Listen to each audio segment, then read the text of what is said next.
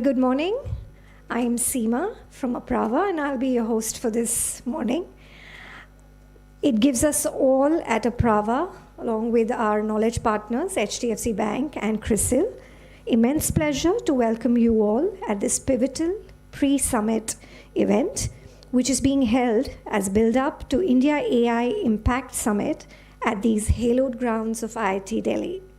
Through this event, we have brought together senior leaders and trailblazers from the government, the industry, think tanks, and academia to explore how AI and digitization can supercharge India's renewable energy transition. Without further ado, please join us in welcoming our esteemed speakers of this inaugural session. Shri S.K. Sarangi, Secretary MNRE. Shri Samir C. Saxena, CMD Grid India. Shri Ghansham Prasad, Chairman CEA. And Shri Rajiv Ranjan Mishra, MD Apraava Energy. May we request the erudite panel to begin with lighting of the traditional Indian diya before ascending the stage.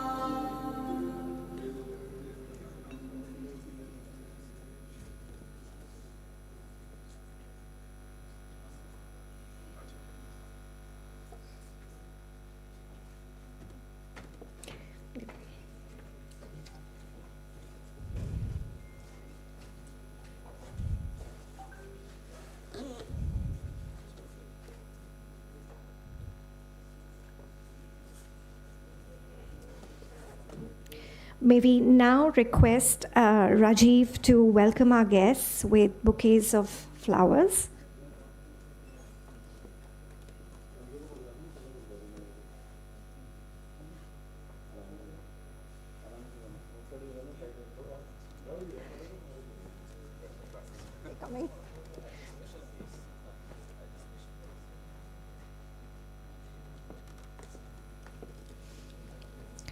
Rajiv, please present the first bouquet to Shri Sarangi ji.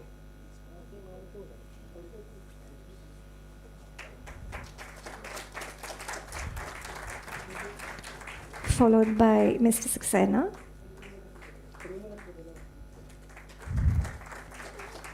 And Shri Prasadji.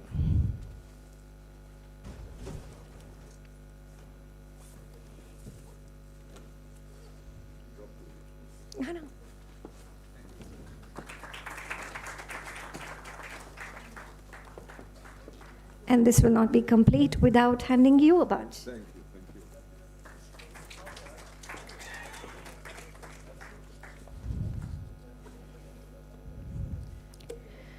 Right. So we are thrilled to kick off this pre-summit with the opening remarks from our visionary leader, Shri Rajiv Ranjan Mishra, the MD of Apraava Energy.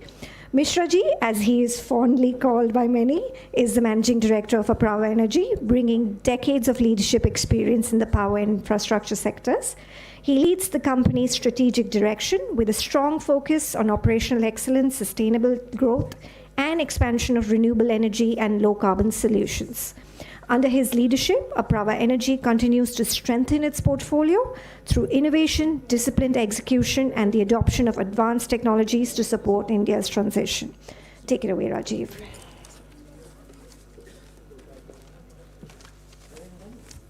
Thank you, Seema.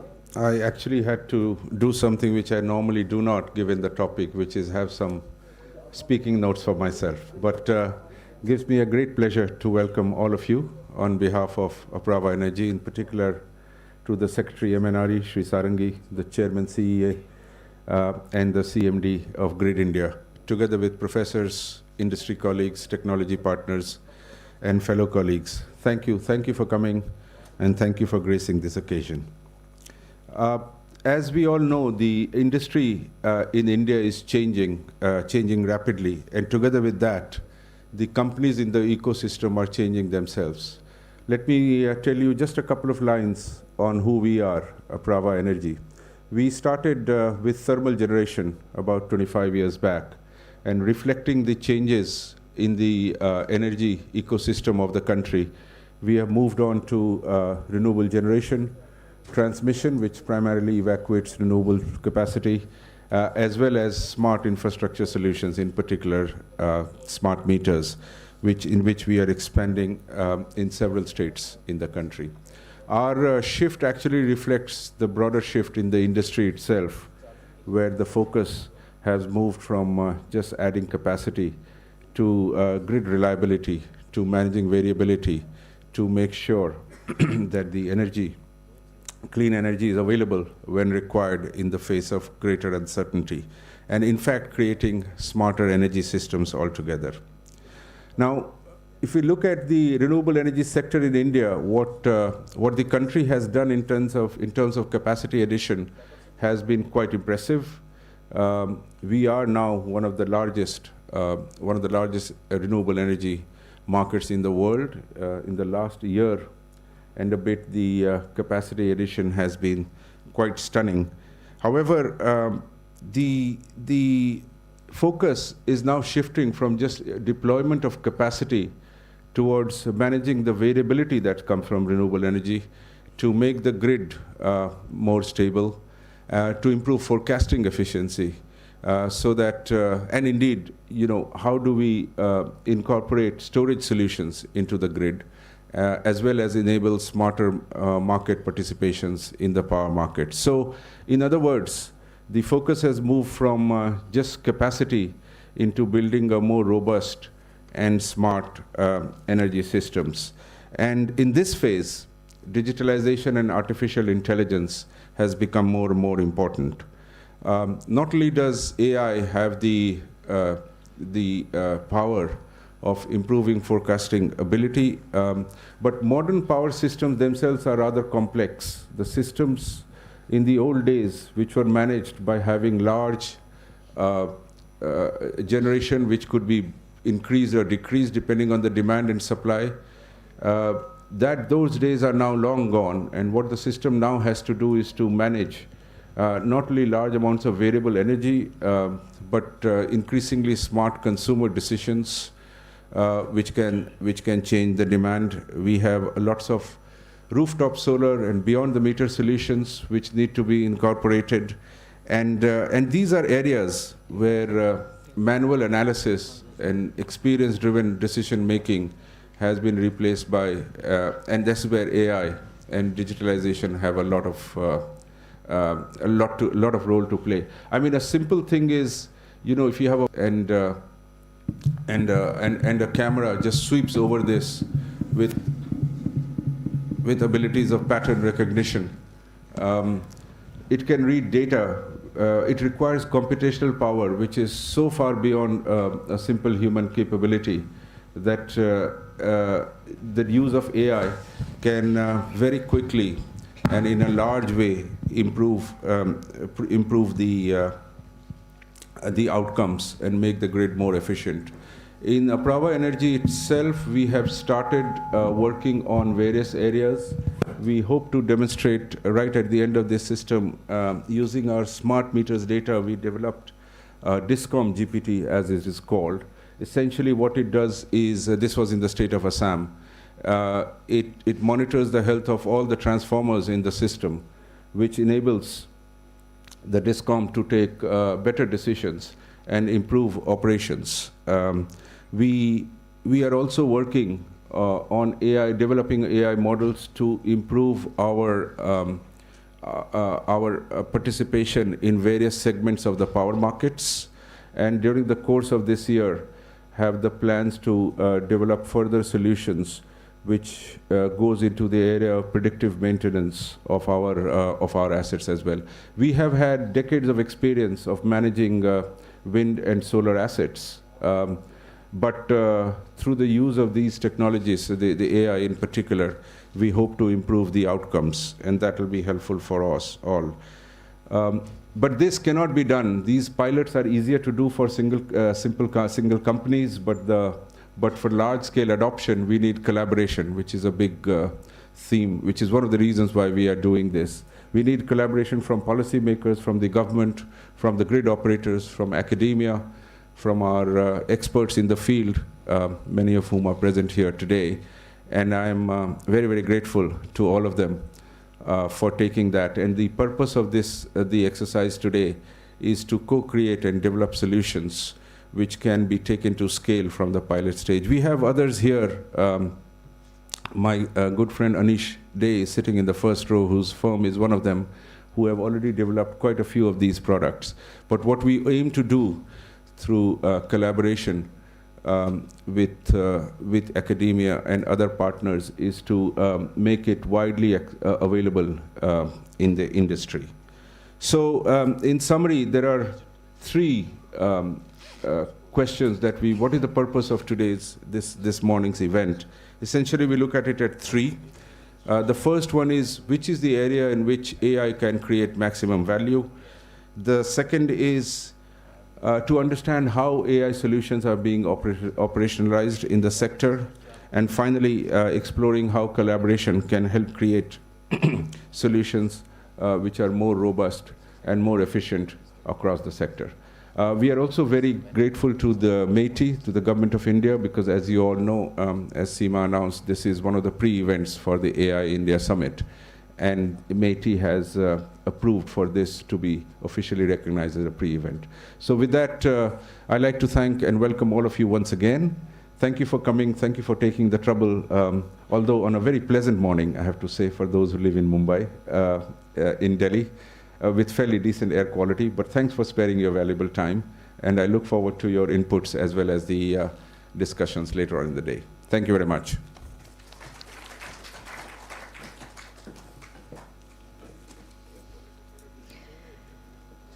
Thank you, Rajiv. Ladies and gentlemen, what an inspiring start to our summit. Thank you again for Rajiv setting out a great tone for what comes ahead. We now invite Shri Samir Saxena, CMD Grid India, to provide us a brief technical perspective on digitalization efforts to improve the grid efficiencies. Please join me in welcoming Shri Saxena ji.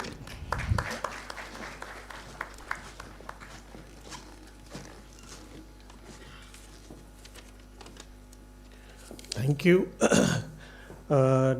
distinguished dignitaries on the dais, Secretary MNRE, Chairman CA, MD Apraava, and delegates, experts today. A very good morning today to all of you. At the outset, I would like to thank Apraava for giving me an opportunity to be part of this. And it's a topic that is being discussed very widely, the applications of AI in various areas. So power sector, of course, is growing and expanding. I think the renewable penetration, of course, we have gone way ahead. Significant penetration is there beyond 50% as well. And it is becoming important how we utilize the latest tools, the digitization and the tools to move ahead. In fact, each entity in the power sector is generating a huge amount of data at a very high velocity, and the volume is also very high. And they are also consumers of data.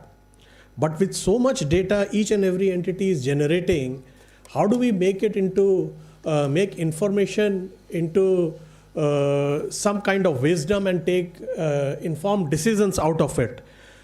So in the context of the grid operations, this is becoming all the more challenging, in fact. Just as an example, I would mention that earlier we were dealing with conventional plants which are limited in number. In northern region itself, we are having around 80 to 90 RE plants. To communicate any decision to them in a real time is a challenge.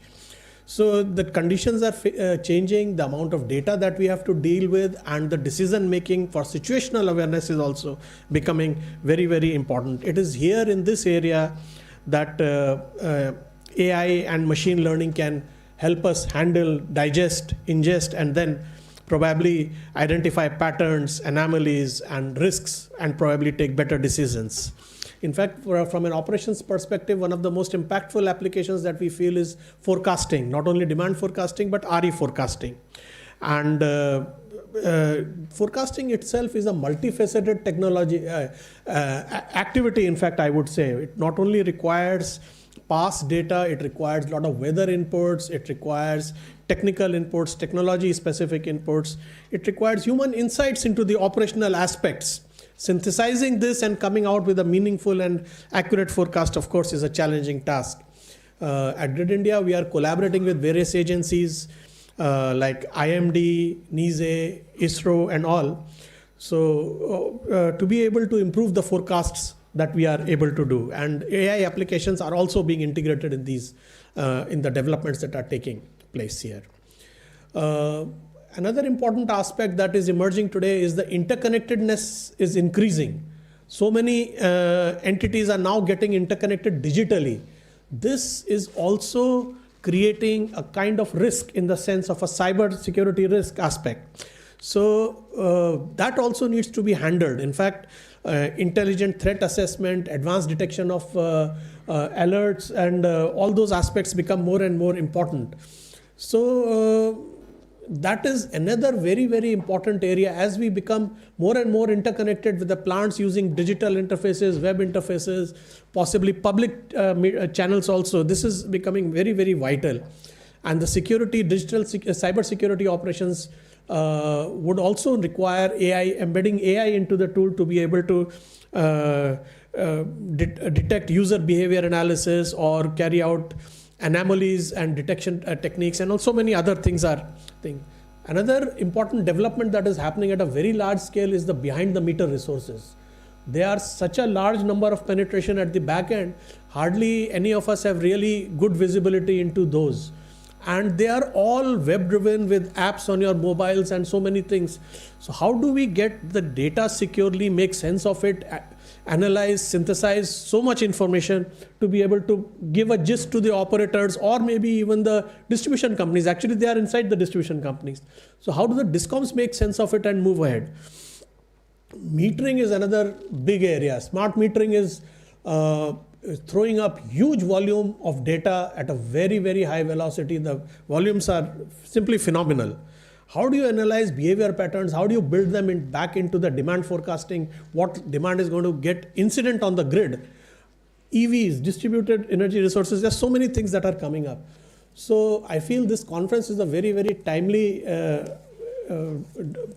event, and we hope that we'll be having some very, very fruitful discussions and good outcomes of this. I thank you once again for having me here, and wish you all the best. Thank you.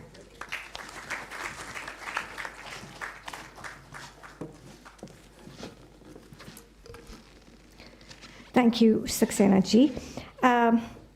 Shri Saxena ji, as the Chairman and Managing Director of Grid India, has played a key role in strengthening grid reliability, market operations, and the integration of renewable energy through technology-driven and data-enabled approaches, of course. We thank you for that insightful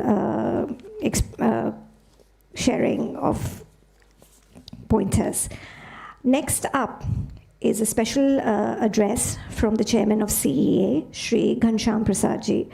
Shri Prasad ji is Chairman of the Central Electricity Authority, Government of India, with extensive experience in power system planning, policy formulation, and grid operations. His work emphasizes data-driven and technology-enabled approaches to support a resilient, secure, and sustainable power system. May I please request you to approach the dais? Thank you.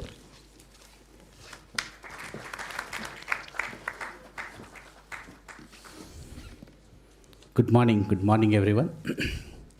The dignitaries sitting on the dais, Secretary MNRE, CMD Grid India, MD Apraava, and I think many more sitting off the dais.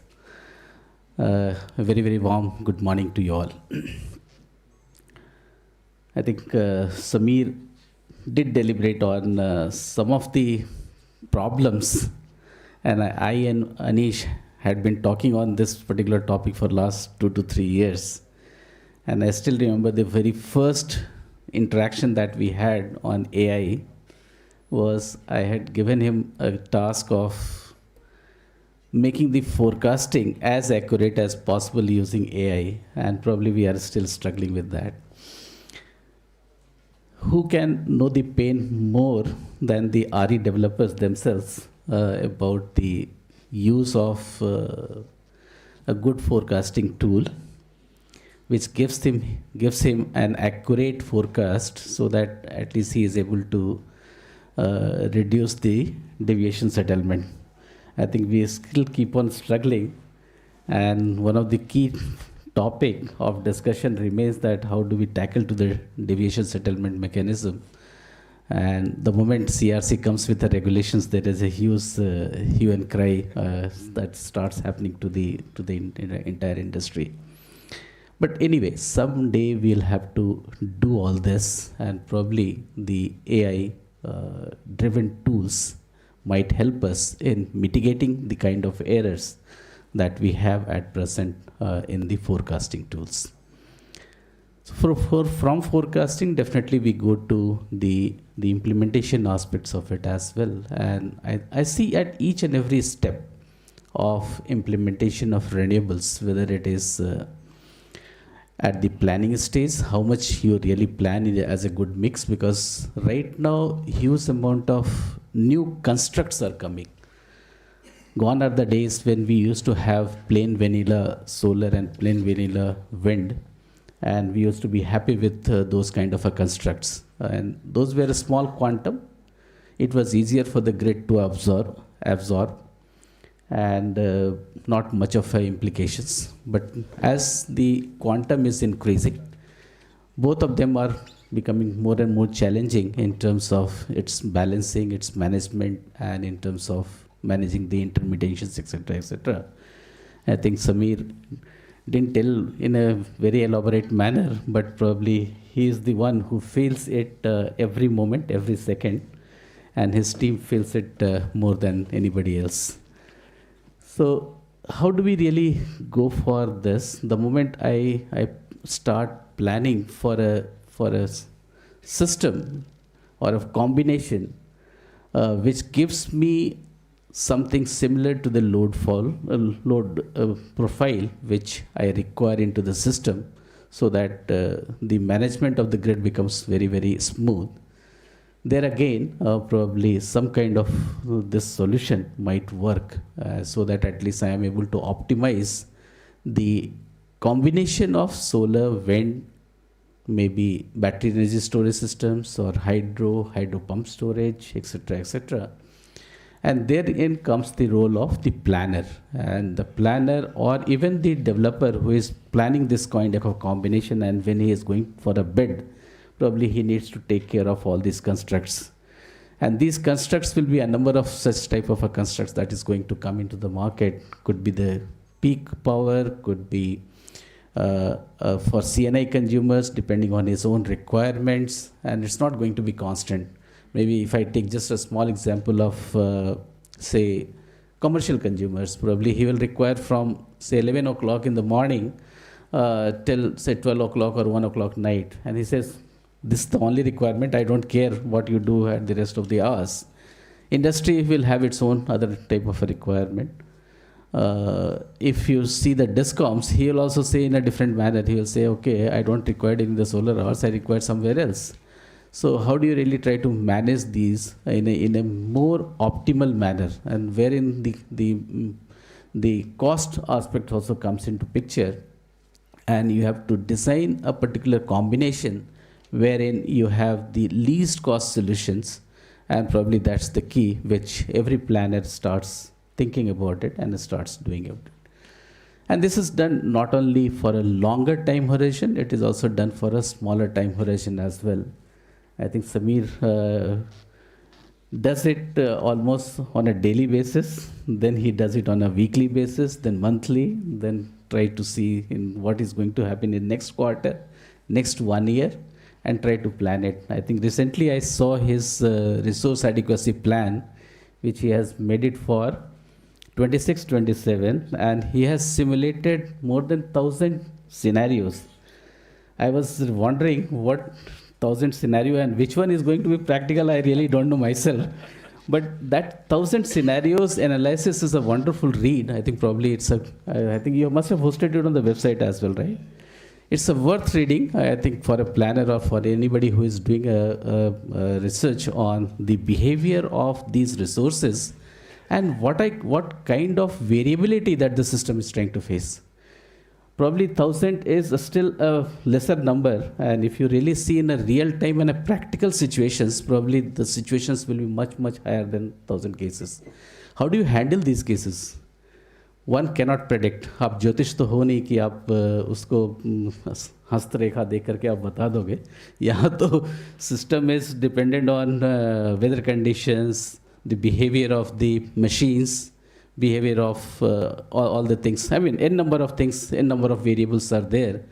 And how do you really manage these n number of variables, and which is multiplying over a period of time? I mean, it's a mammoth task to be handled, and probably there the artificial intelligence is likely to come and give good solutions. Another bigger areas, I think Samir still made a very small figure in northern region by saying only 90 odd type of a plant that has come in. But you have missed the major chunk which is coming from the rooftop business, distributed DREs, distributed renewable energy sources. And these points are small points, but slowly the aggregation of these points is going to be a large numbers. So far, I think we have already crossed 23,000 megawatt of RE resources in the country, but this is likely to touch somewhere around 60 or maybe more than that in a recent future. And if this kind of a number we are not able to tackle it properly, probably then this system is going to face another kind of a challenge. So how do we really have a visibility of these in a cost-effective manner? And that's challenging. We have been able to integrate and communicate with all the larger resources, whether it is conventional or renewable resources. But communication with these smaller units, some are placed at even on a bridges also you will find that the solar panels are being put. How do you really get into all this where some are unmanned, some are manned? I mean, you don't know where it is going to be. So entering into this kind of a zone wherein some kind of a solution needs to be worked out so that at least we have a better visibility onto this RE. Next element comes is how do I manage my transmission utilization properly with the present conditions, because as of now we have a single variable and we say okay, this is the condition and this line can carry so much megawatt and that's it, and we keep giving the connectivity etc based on that hard code numbers. But that's not true, and that should not be the condition. Maybe it can be made dynamic as such, and we are going to experiment very soon the DLR concept, that is dynamic line rating concept, and that may give the more leverage in terms of more margins that can be allowed to RE developers or any area developers to push in more and more powers. Say for example, if I have a winter days and the temperature itself is very low, I need not reach to the thermal limit and I can push in more power to the same line in certain periods. So these things we need to probably work out, and that means I require more number of variables now to manage my own transmission network. So far I was not doing that, but now I need some sensors who can sense the weather conditions, sense the temperature, sense the thermal ratings, etc. Those so many elements. I don't want to get into details of those, but those probably are going to give a good input to the load dispatchers and even to the transmission line operators as well, so that he is able to optimize in the loading of these transmission lines, and we will be able to use it more effectively and reduce the curtailment, probably what is happening, and that has been the talk of the town these days. Even though curtailment, let me assure you that curtailment in India is still very less. The percentage could be even less than 0.1% as of now. But overall, but still, if we can mitigate and minimize these things as well in the country, probably I think we should be able to do that. So starting from the forecasting to the optimal generation planning, having a good use of transmission network, and then ultimately it comes to the utilities who are going to use these energy in an optimal manner. There again, probably the uses, because he also wants that he doesn't pay much to anybody else down the line, and how he is able to optimize his own consumption. That probably is another area which we also should concentrate, that is from the consumption point of view, whether it is DISCOMs or it is CNI consumers or anybody in that manner, even the captives. So how do we really take care of all these systems? Things are changing, things are very dynamic, and I think we are at a right place. Academia also gives us a good vibrations so that at least we start thinking in a different manner. And we need to really deviate from the normal conventional thinking to a dynamic thinking, and probably that is where the AI is likely to help us in that manner. So huge amount of work, huge amount of task. I think as a planner, as a policy maker, I think I can only say that we pose problems to you all, and we expect some solutions, good solutions coming out from the entire Iliad groups here, which can take the power sector forward. Thank you so much.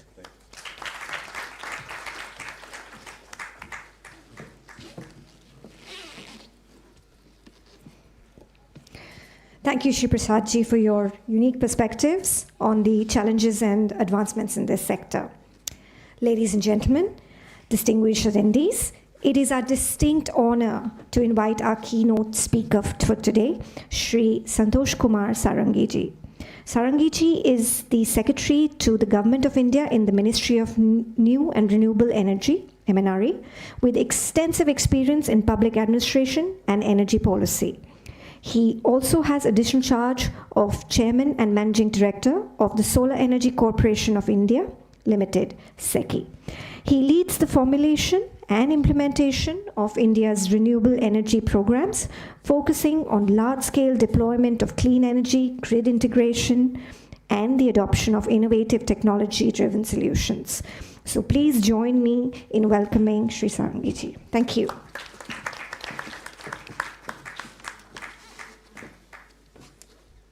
Good morning, everyone.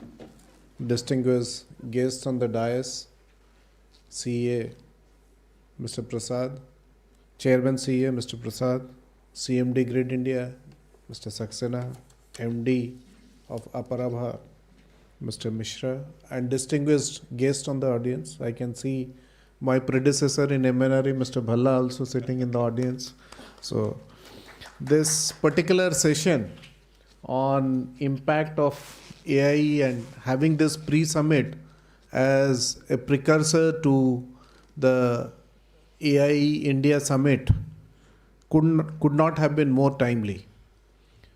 We have seen how a particular AI-driven tool by Anthropic, is it Anthropic, has been causing havoc among IT majors and is wiping off billions of dollars from their market cap.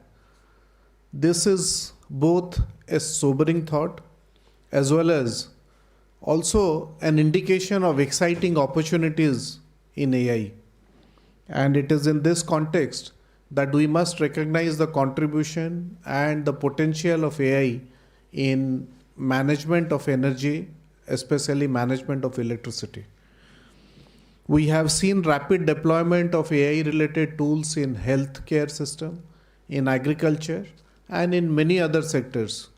In electricity, I think the deployment of AI-related tools has not been as high as it is in some of the other sectors. But as all three preceding speakers have indicated, the potential for deployment is really huge. If you look at India's energy transition journey, then it has been a phenomenal journey where our RE deployment has rapidly increased, and now we have more than 50% of installed capacity which is coming from RE. And in course of time, we have an ambition of achieving 500 gigawatt of energy by 2030, installation by 2030 based on RE sources. And in this journey, I think the focus, as Mr. Mishra rightly pointed out, will have to shift from mere capacity addition to also addressing issues of system integration, issues of affordability, reliability, and long-term sustainability of ensuring that this system functions well and provides the least cost energy transition pathway to our country. As far as the role of artificial intelligence in renewable energy is concerned, it has potential for impacting each segment or each stakeholder of RE management. For the project developers, it has the potential to do advanced resource assessment, geospatial mapping, land optimization, and environmental impact analysis. It also has the potential to improve generation through solar and wind forecasting, predictive maintenance, and performance analytics, which will help in their decision support system. For the grid managers, as Mr. Saxena rightly pointed out, it has the potential to strengthen transmission and grid management through load forecasting, congestion management, and real-time grid stability. For distribution licenses and consumers, it has the potential by enhancing the features available in smart metering, demand response, and improved billing and service delivery. As far as policymakers are concerned, there is a huge potential to use AI for analyzing huge data set that we get on a regular basis for improving our decision support system. As far as MNRE is concerned, through our import monitoring management system, through PM Suryaghar portal, through remote management system in the distributed RE like Kusum, PM Kusum or PM Suryaghar, we have now huge data set available, and use of AI in these data set would enable to address some of the concerns that Mr. Ghanshyam Prasad was mentioning in his speech. As we improve the share of RE in our total electricity generation, I can see a lot of concern among the policymakers, especially grid managers and others, which comes very frequently. We must remember that today India is only contributing 12 to 13% to our total energy generation, which is coming from variable RE. There are many other countries, at least 9 other countries, where variable RE's contribution to total energy generation is much more than 13-14%. So there are technologies available, there are technological solutions available to integrate variable RE. So the concern relating to this should not turn into a fright. This concern should actually turn into an opportunity to look for technical solutions and technologies available for more seamless integration of RE into our grid management system. And in this context, some of the initiative that Mr. Prasad and Mr. Saxena were pointing out is a very welcome initiative. And we hope that in India also we have both the tools as well as technologies available for much higher integration of RE, whether it is at grid scale level or whether it is a distributed RE into our entire grid system. I again compliment Apraava for having taken this initiative to organize this summit, and I'm sure the deliberation today would provide us with critical inputs both for policy making as well as at operational level to address this issue of rising share of RE and its ability to integrate in a seamless manner with our grid. I look forward to the deliberation today and compliment again for having organized this workshop. Thank you.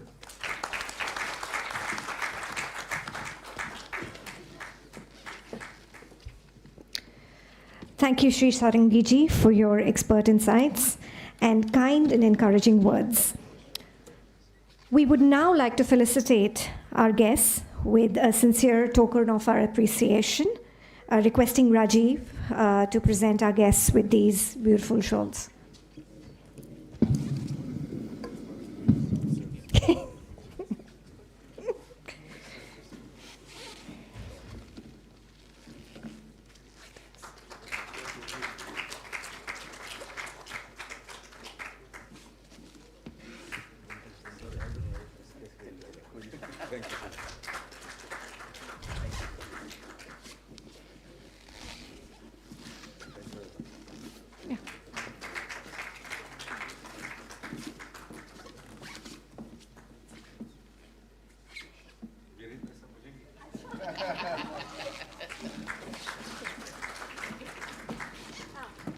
May I request the guests to please stay on the dais?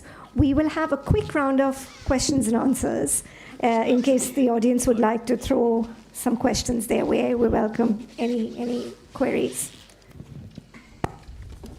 Can we take the mic to?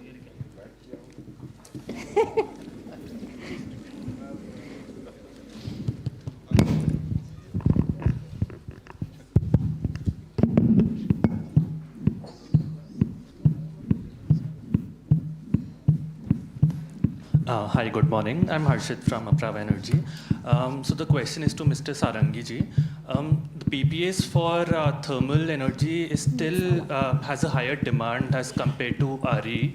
So what policy level changes should we expect so the RE capacity of the nation grows?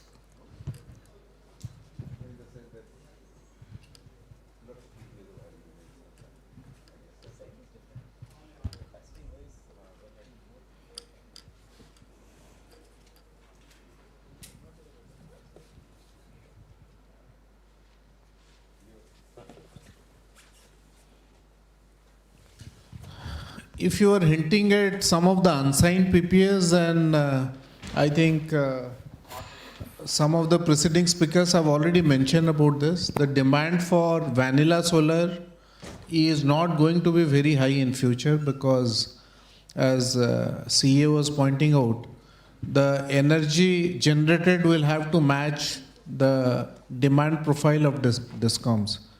So you must have seen in the last couple of days, SECI has done a series of auctions which are solar and wind with BESS, solar with BESS of different configuration, 2 hour, 4 hour, 6 hour storage, and solar plus peak demand required by the discoms. Yesterday itself, they completed a auction where they got 6 rupees to match 90% plus farm requirement during the peak demand time. And they have got somewhere around 6 rupees, I believe. 628. 6 rupees 28 paise. And these are bids where PPA is getting signed immediately. So this suggests that there is a requirement of discoms, but the requirements are slightly different in nature compared to the earlier bids which were getting concluded. So in course of time, all our REIs will have to do bids which match the demand profile of the discoms and accordingly do their bids. And I don't see any decline in demand. Last year was a particularly different year where the demand remained relatively flat. But as per CA's projection, the demand is likely to grow by about 6 to 7%. And considering that the country is growing at 7% plus, the demand is bound to rise. And especially the focus and the private investment, which is now seeing some kind of an uptick, is likely to push up our manufacturing sector. And the growth in data centers is also likely to push it up. So the demand for RE is going to be there. As far as coal capacity addition, coal-based power, thermal power addition is concerned, I think that is part of CA's resource adequacy requirement, where they see a certain addition of coal power is essential to both baseload management as well as to meet the rising demand in the country.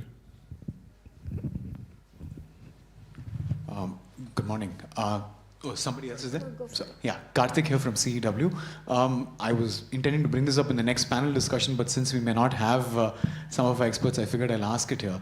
How do you envision regulation keeping pace with the use of AI in decision making? I mean, I guess accountability frameworks where human guardrails are required will have to change so that when decisions get made at, for instance, 5-minute scheduling and we have agentic processes doing it, of course, AI is responsible, but at the same time, regulation needs to ensure that it does not excessively penalize, that we end up not using those kinds of systems. So, Samir, maybe you are well placed to speak to this, but or Mr. Prasad, if you feel you have a view on this, or anyone else in the dais. Yeah.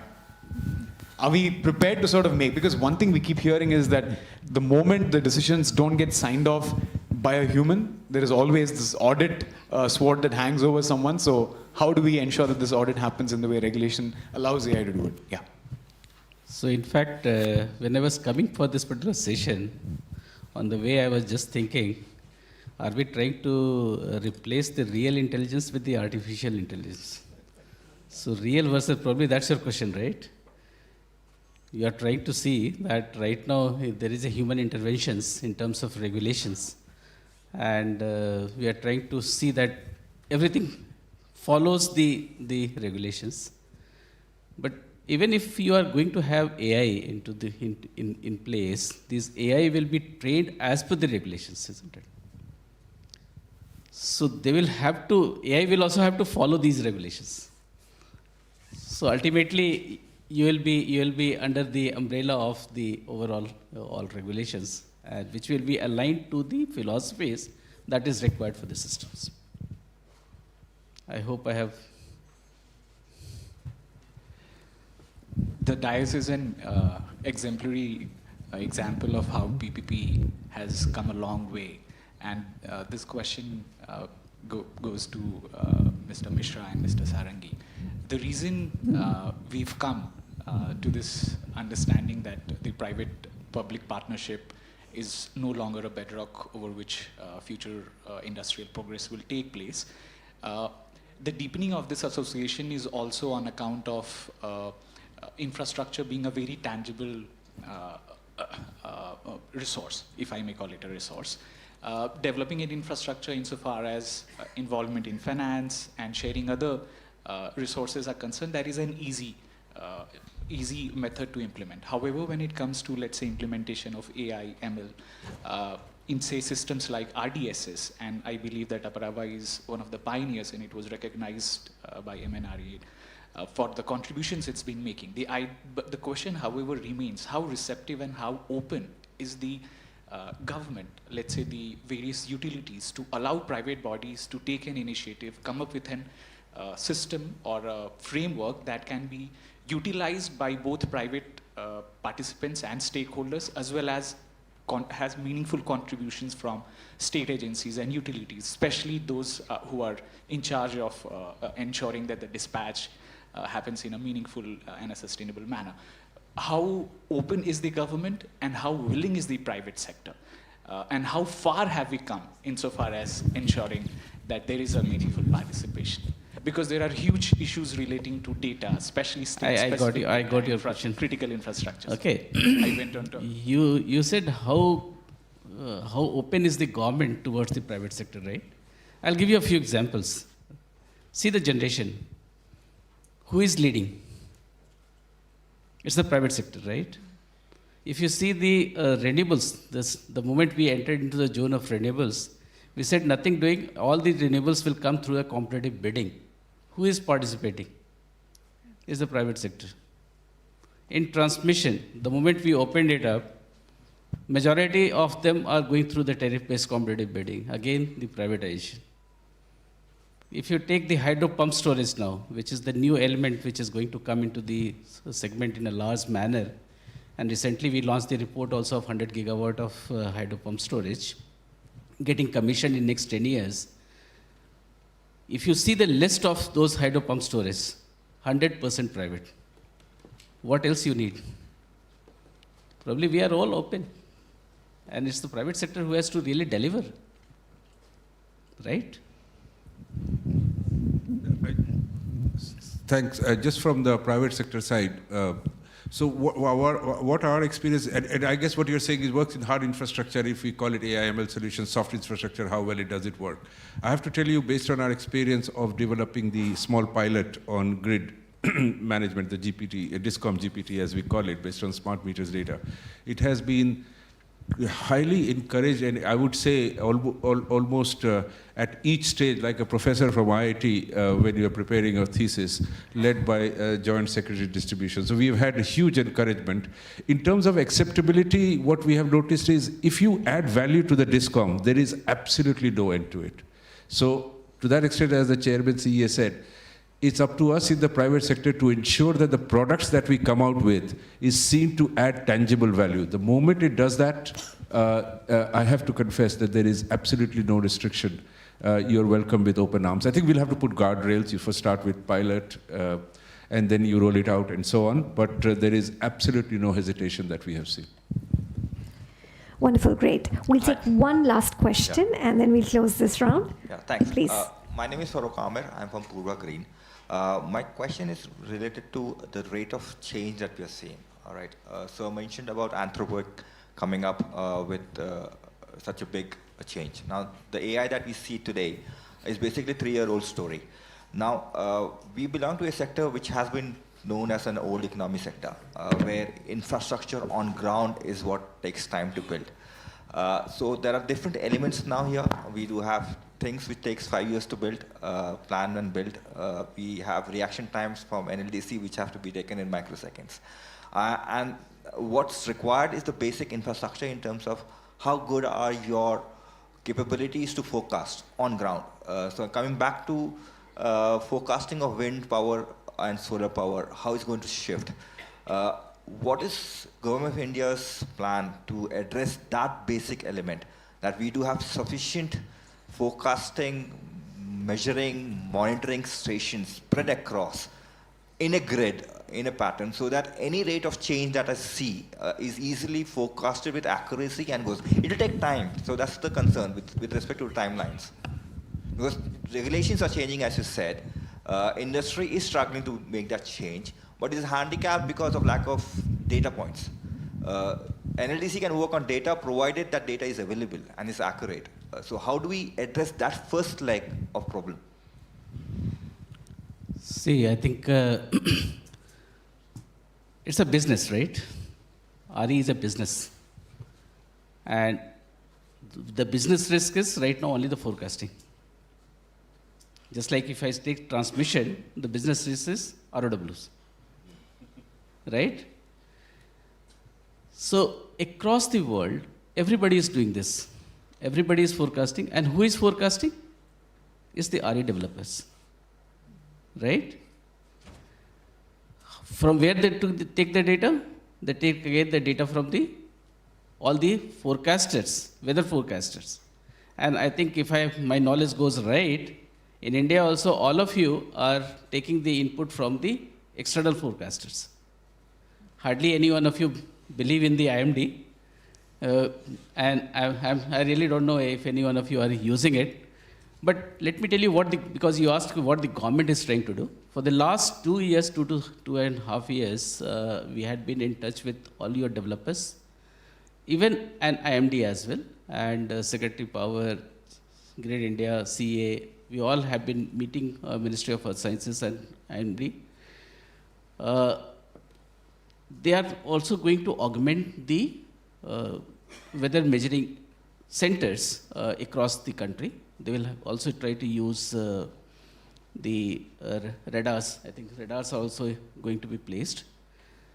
The development so far is, earlier IMD used to forecast in a grid of 12 by 12 kilometers. They have reduced it to 4 by 4. Now their target, what we have given to them is reduce it to 1 by 1. Because as far as RE is concerned, we need a local forecast. We don't need a global forecast. Second thing what we have said to them is, please try to concentrate on 8 or 9 RE-rich states in a more accurate manner. Now what is required for that? If you really want that we should give you a good forecast locally, that means I need a local data as well, right? For that, what we wanted all the RE developers to have AWS and try to send your data through SLDC or RLDC to IMD. And the remark of IMD is that we are getting garbage. So that means the responsibility still is with the RE developers who need to have the good and accurate AWS, have the data, supply a good quality data to the IMD, and then only they will be able to churn in and give you a better forecast. If you give them garbage, they will give you garbage. If you give them a quality data, they will give you a quality forecast. So all of us, I think it's not only one, which is government. I think it is a collaborative effort of the RE developers, the government, what efforts we are taking. I think IMD has already been given, I think, 300 or 400 crores of rupees additionally to augment their own systems. So that means government is also serious on this, right? But then it has to be a collective effort, and maybe with the tools that is going to come for better forecasting. Anish is yet to deliver me. So probably we'll be able to have good solutions to this. Thank you. Thank you so much, sir. Great. Thank you so much. Please join me in a warm round of applause as we thank our panel for all this opening wisdom.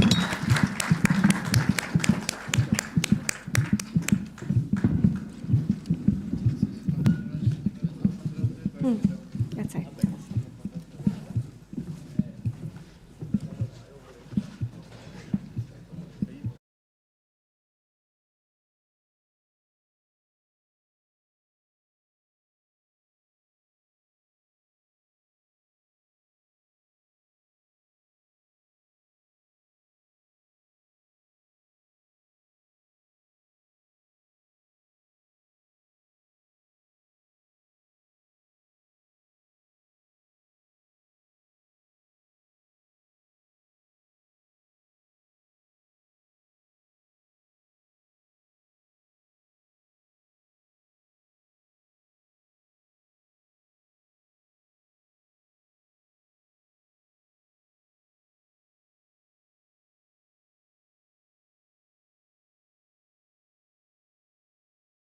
the AI tool that we have developed in-house at Apraava, Discom GPT.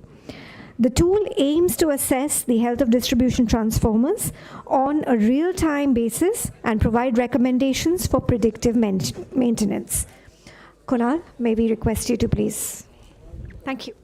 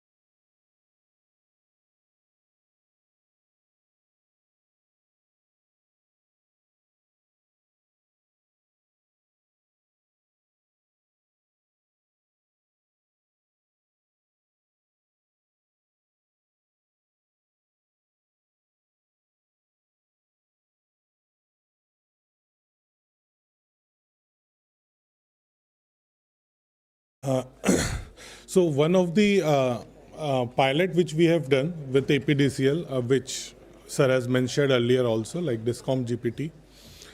So particularly in this pilot, what we were trying to achieve is, as of now, due to the smart meter data, the Discom is not facing challenge in having the data. Now the challenge which has come as is that there is too much of data. It's not only a single meter coming single data or a lineman going and reading data once in a month only. Now every day, every 15 minutes, all the meters are giving the data. So there are too many data, plus there are various different systems, not only the head-end system, MDM, billing system, as well as there are now multiple AMISPs who are delivering similar kind of project in the same Discom. So you have multiple systems also which is providing the same length and breadth of data. So with this particularly tool or particularly agent, what we wanted to deliver was that with this kind of massive data which Discom is already having, how we can utilize this data and give some actionable insight to Discom for which they can take certain actions.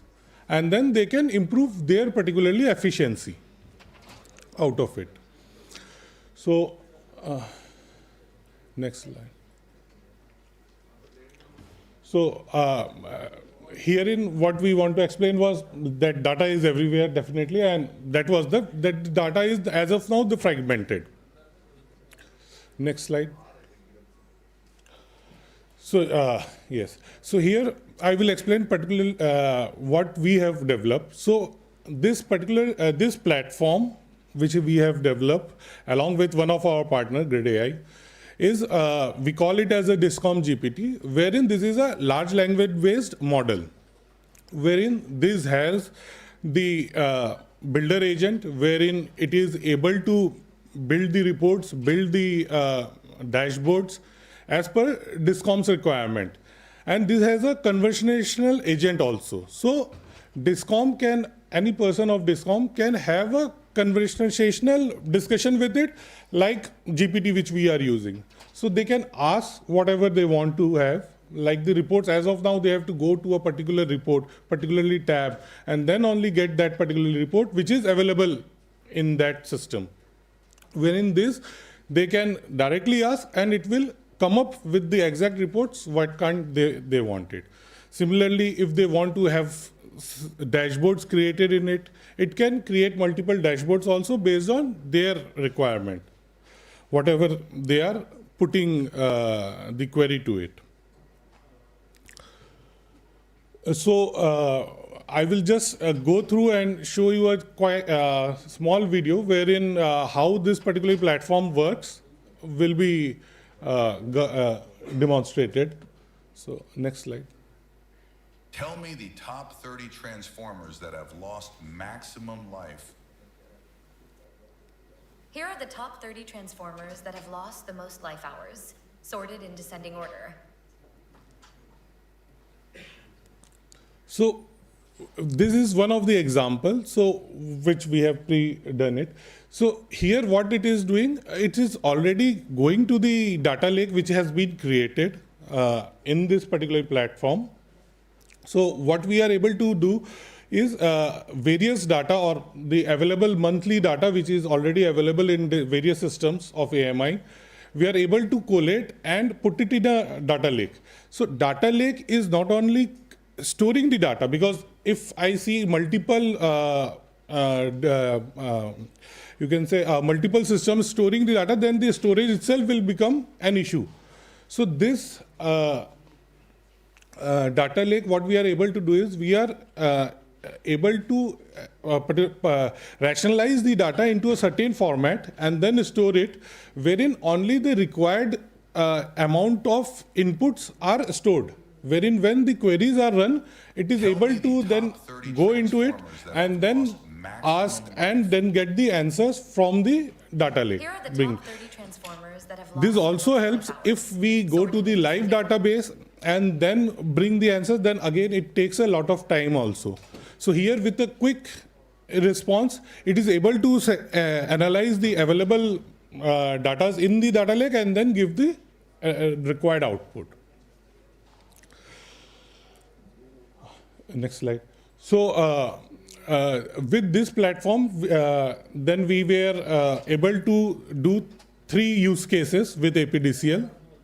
One was on the transformers predictive analysis, wherein we are able to derive the what exact life the transformer is, the DTs are now having, and wherein how much it has already been exhausted.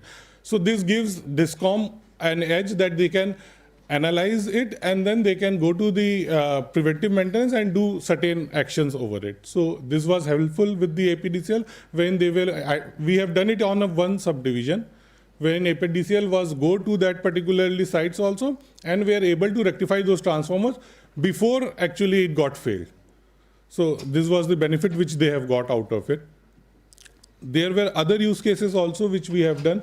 The one was segregated consumer demand forecasting. So we have been able to go to the consumer level as well as the DT and feeder level and try to do the forecasting based on the historical data. And then we have done also certain benefits and insights for the consumers. So the consumers in general are only getting the annual monthly bill from the DISCOMs. With this particularly, they are also able to get certain insights specific to them. So what was their usage, when is their energy saving time, or what is the least cost for them to utilize energy. So happy hours of energy, this kind of unique messages can pop into them. As well as particularly they can also see the peer-to-peer in their neighborhood, what is how the energy consumption of other consumers are happening and what is his consumption. So accordingly, they can then selectively select what they can do. Thank you.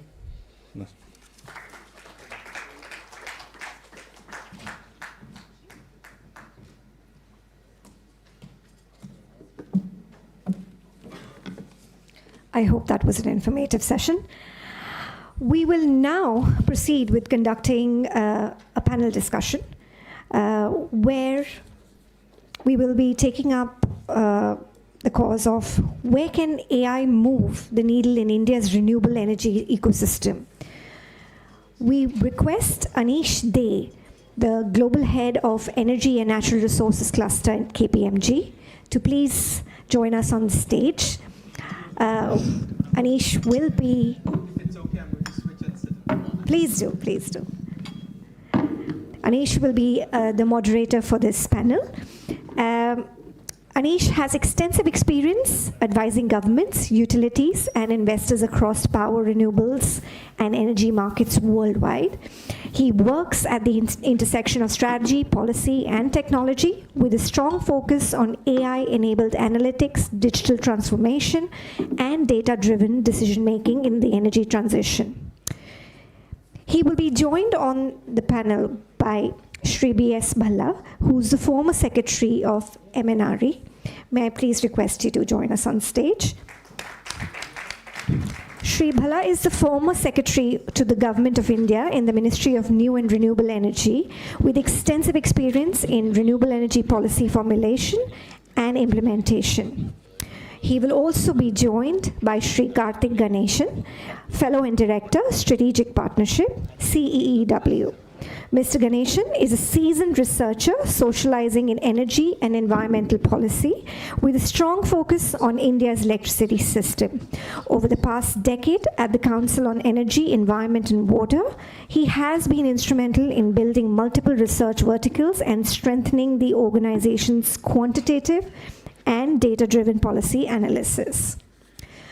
May I also request Dr. Abhijit Abhyankar, who's a professor at IIT Delhi, to join the esteemed panel. Dr. Abhyankar is the NTPC Chair Professor in the Department of Electrical Engineering at the Indian Institute of Technology, Delhi, where he focuses on power system analysis, optimization, smart grids and electricity markets, and the regulatory policy. He will also be joined by Dr. Rajiv K. Mishra, Executive Director, IRADE. Dr. Mishra is a seasoned power sector leader with over 38 years of experience across major Indian utilities, including NTPC, Power Grid, and PTC India Limited, where he last served as Chairman and Managing Director. And finally, not to miss out, our very own Mr. Naveen Munjal, Director of BD and Commercial, Apraava Energy. Shri Munjal at Apraava Energy has extensive experience across project development, commercial strategy, and contracting in the power sector. He plays a key role in driving growth initiatives, structuring commercial frameworks, and advancing investments across RE and power infrastructure. May I request Anish, please take the dais. Thank you.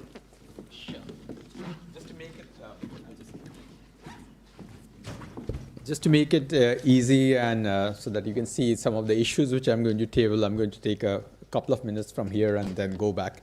It's a large panel, but I was surprised that we were able to fit these hefty chairs very comfortably in there. You know, somewhere what you see is not something the way it works out. It was quite nice. So good morning, everyone. You know, as Mr. Prasad mentioned earlier, I have been working with various agencies, government, private sector, CEA, on seeing how AI can be real in our sector. And there are a few sets of realizations. They're from my end, but we have a fantastic panel which will have its own realizations to share with all of you. So we are looking forward to that. Just as a personal story, when November 2022, ChatGPT burst on the scene, 3 years ago, it was a great stuff for doing homework. I mean, it was a great toy. Okay, so we started with that, but quickly we realized that this toy has more potential for us in the sector. So we just got people in the industry together. Rajiv himself was there on some of these conversations, which we did in a lab format, and tried to identify the problems that AI can solve and a little bit of how modern AI can solve them. Just to put in context, AI is not so new. Okay, since the 1950s, AI/ML has been there, but it was slow, like our solar story. It crawled for a very long time. And there was a period which was called the AI winter also, because you knew of all the possibilities, but they were not happening.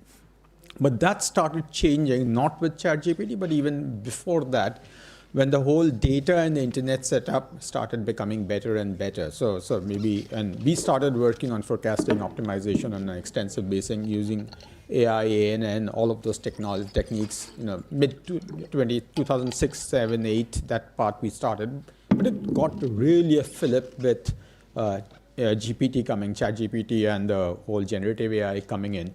because it made AI a lot more accessible rather than specialists with doctorates and, no offense meant to Dr. Avenkar here, but it was in the remit of doctorates, okay? But it came back to you and me to really operate AI, and that's where scaling happens. So we started seeing that scaling happen.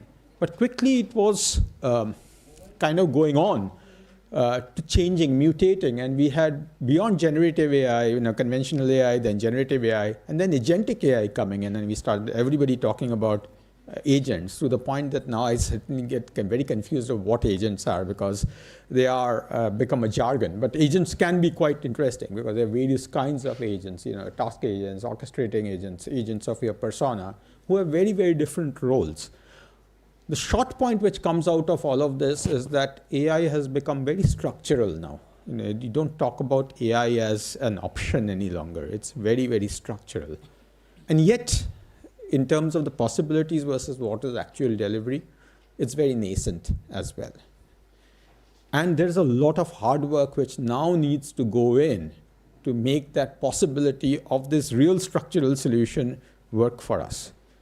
Bringing it back to our sector, and that's my last opening comment, what are the possibilities? And we heard all the use cases with the previous speakers spoke about. There's a lot more beyond that as well, but they brought focus on some of the biggest issues which are there. Now, two things. One is that AI itself is very energy intensive. It's becoming, on a unit basis, on a unit token basis, it's becoming less so, but the tokens are exploding. Okay, so as a consequence, it is very energy intensive. It is both an opportunity for our sector, because if you don't have demand, what do you live for? So you have demand, so you have opportunity for our sector, but it's a challenge which we need to solve for. Okay. And in solving for that challenge, we have AI as our friend. Okay, so if you have to put up more generation, more transmission, do it faster, manage it better, then AI is our friend. So we need to make the friend really work for us, and that's what we are going to focus on in this panel. On how do we make AI work for us? We'll go into how some of those realities that need to be in place. Data, Kunal spoke about getting the data organization, data governance, the ethics of it. Karthik has already raised his question. He wants me to ask about the regulation of AI, so I'm going to dutifully ask him that question as well. So we are going to go into all of those issues over the next 45 minutes. We're going to leave some time for conversations with you who are listening. But even on this panel, we'll keep it like a conversation. So we'll present questions, we'll expect short answers, and we'll be talking about what somebody else has said on the panel, and eventually go to you for talking about that. So with that introduction, let me just return to my seat and get started.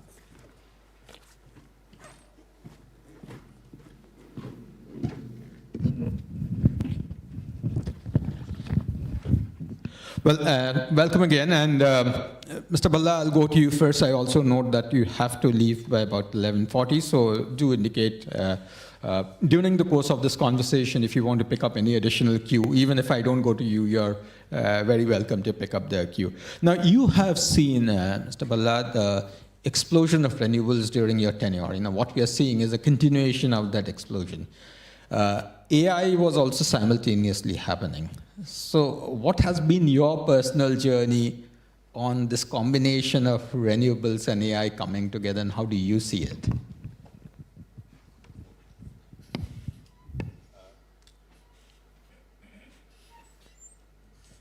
I can give you that. No, I can. I think I'm loud enough for the hall, but I'll use technology. Thank you for that question.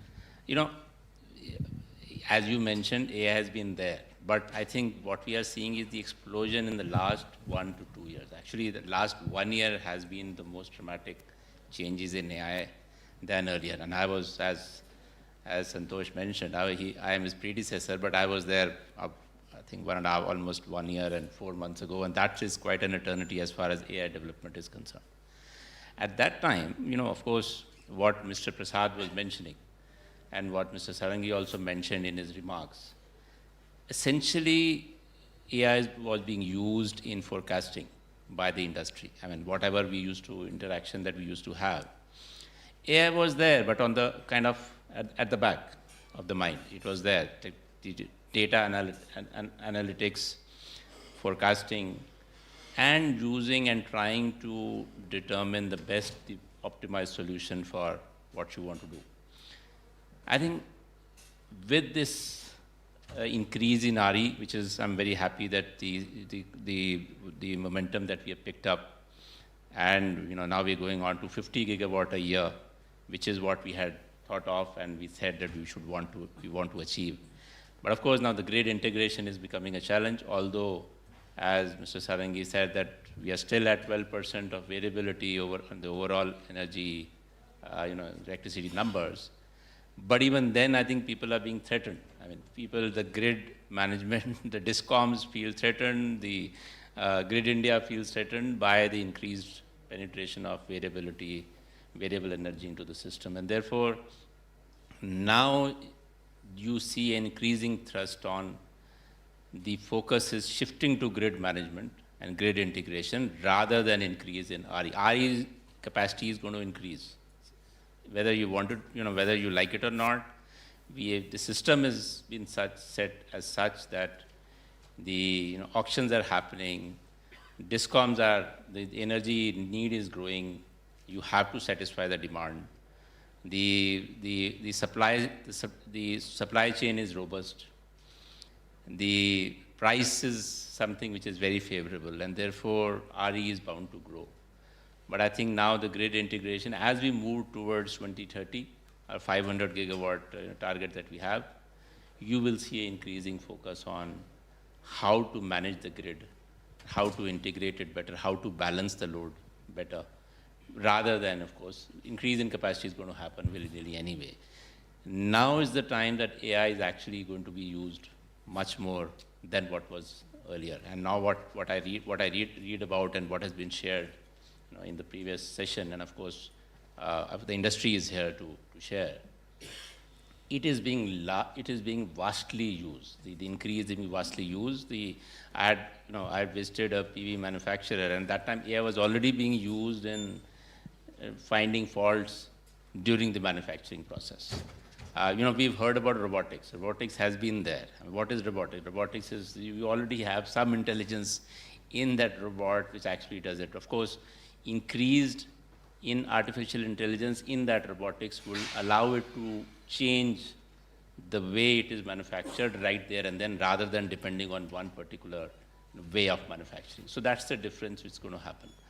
And therefore, now, I think AI, the kind of tools which are available in the market, and what was just mentioned about in the previous short presentation, the kind of technologies which are coming up, the AI tools which are now coming up, which are so robust that the IT industry is feeling threatened.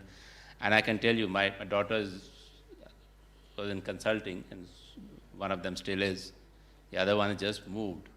And they say that, I'm sorry to share it with you, but consulting is going to feel threatened, has to feel threatened the way things are happening, because you don't need advice from, even though it's very, very expert advice, you may not need it with the technology which is going to be available. And that is something that we have to. Thank you. No, you're right that, I feel, safe in some sense because I've come the distance. There are other people who must be consultants in the room who must be feeling the pressure more than I do. I honestly have come to enjoy AI because the amount of possibilities which it has opened up is just phenomenal. It just brought new ways of doing things. I quote this as an example, and there's a presentation which I made at COP29, and I quoted this statistic there from our experience. In a new connection, with a solar rooftop, the turnaround time in which my teams are doing in Australia has come down from 21 days to 18 minutes. And the reason is that if you have an AI interface which is able to process lots of data instantly, almost instantly, whereas a human has to do a lot of that work physically, then naturally, as long as the stuff is standard, you don't really need the human to do that. The human can't do it at that pace. whereas technology can do that. Of course, non-standard things we'll come to, some of that. And one of the things my boss calls out very passionately about AI is that one thing AI does is remove human wait time, because any new connection process will have many steps involved in that. And the file moving literally or figuratively from one desk to another takes time. Okay, whereas AI doesn't need that wait time. So it just makes it very efficient. You also talked about grid integration being the big challenge which we need to solve. But we'll go to that. But before that, Naveen, I wanted to come to you. How has the RE development industry embraced AI? We talked about the DISCOM GPT, that's fine, but let's bring it to the core subject and not even go to the grid in the first instance. How have companies like yours or the industry embraced AI? Well, I guess I'm probably the least qualified on this August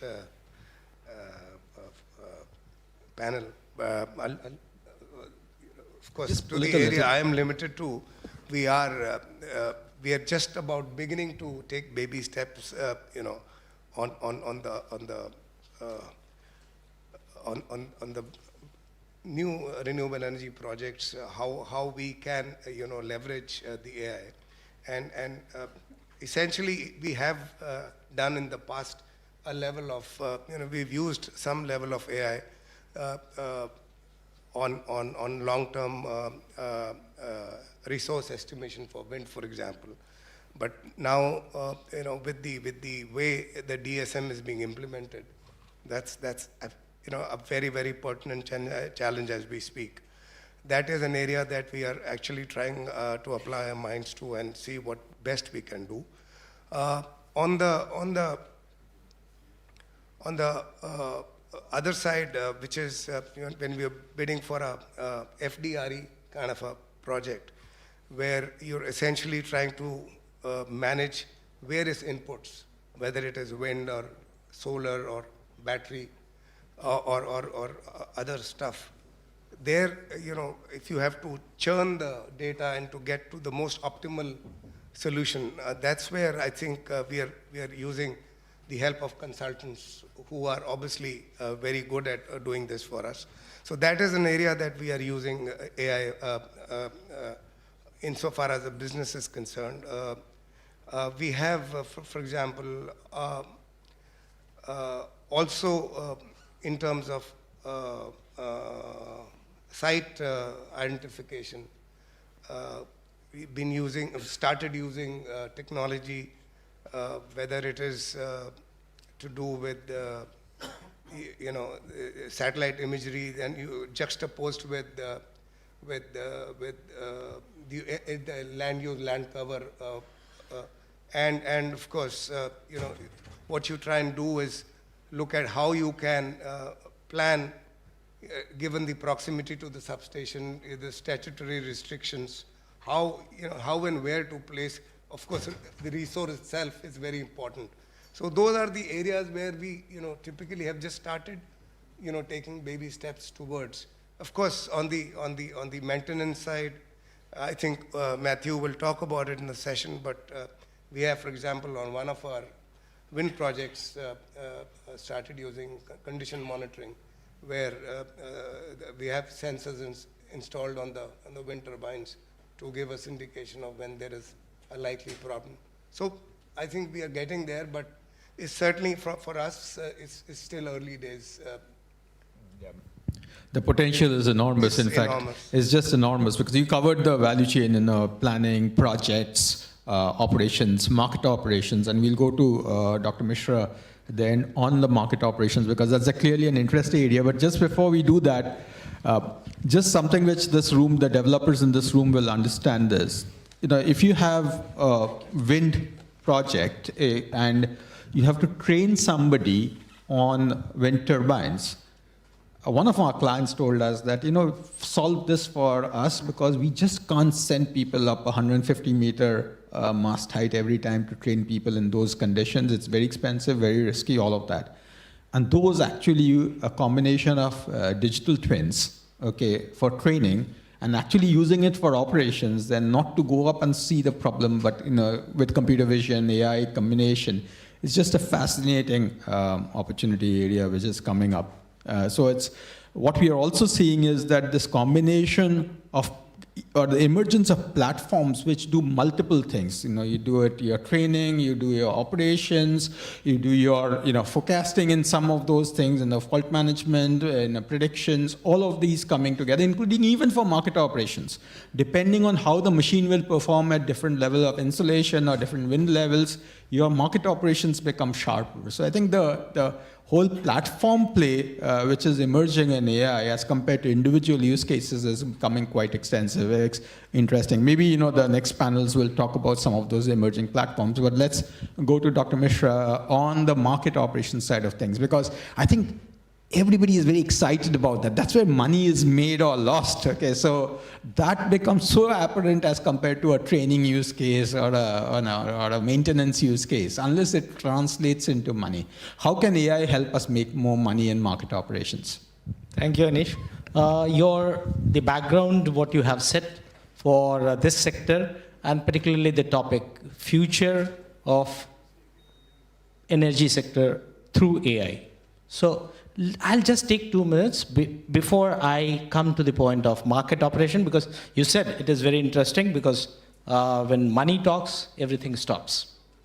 So before I come to that, let me give a good news for our audience here. Our infrastructure is best in the world. You will ask why?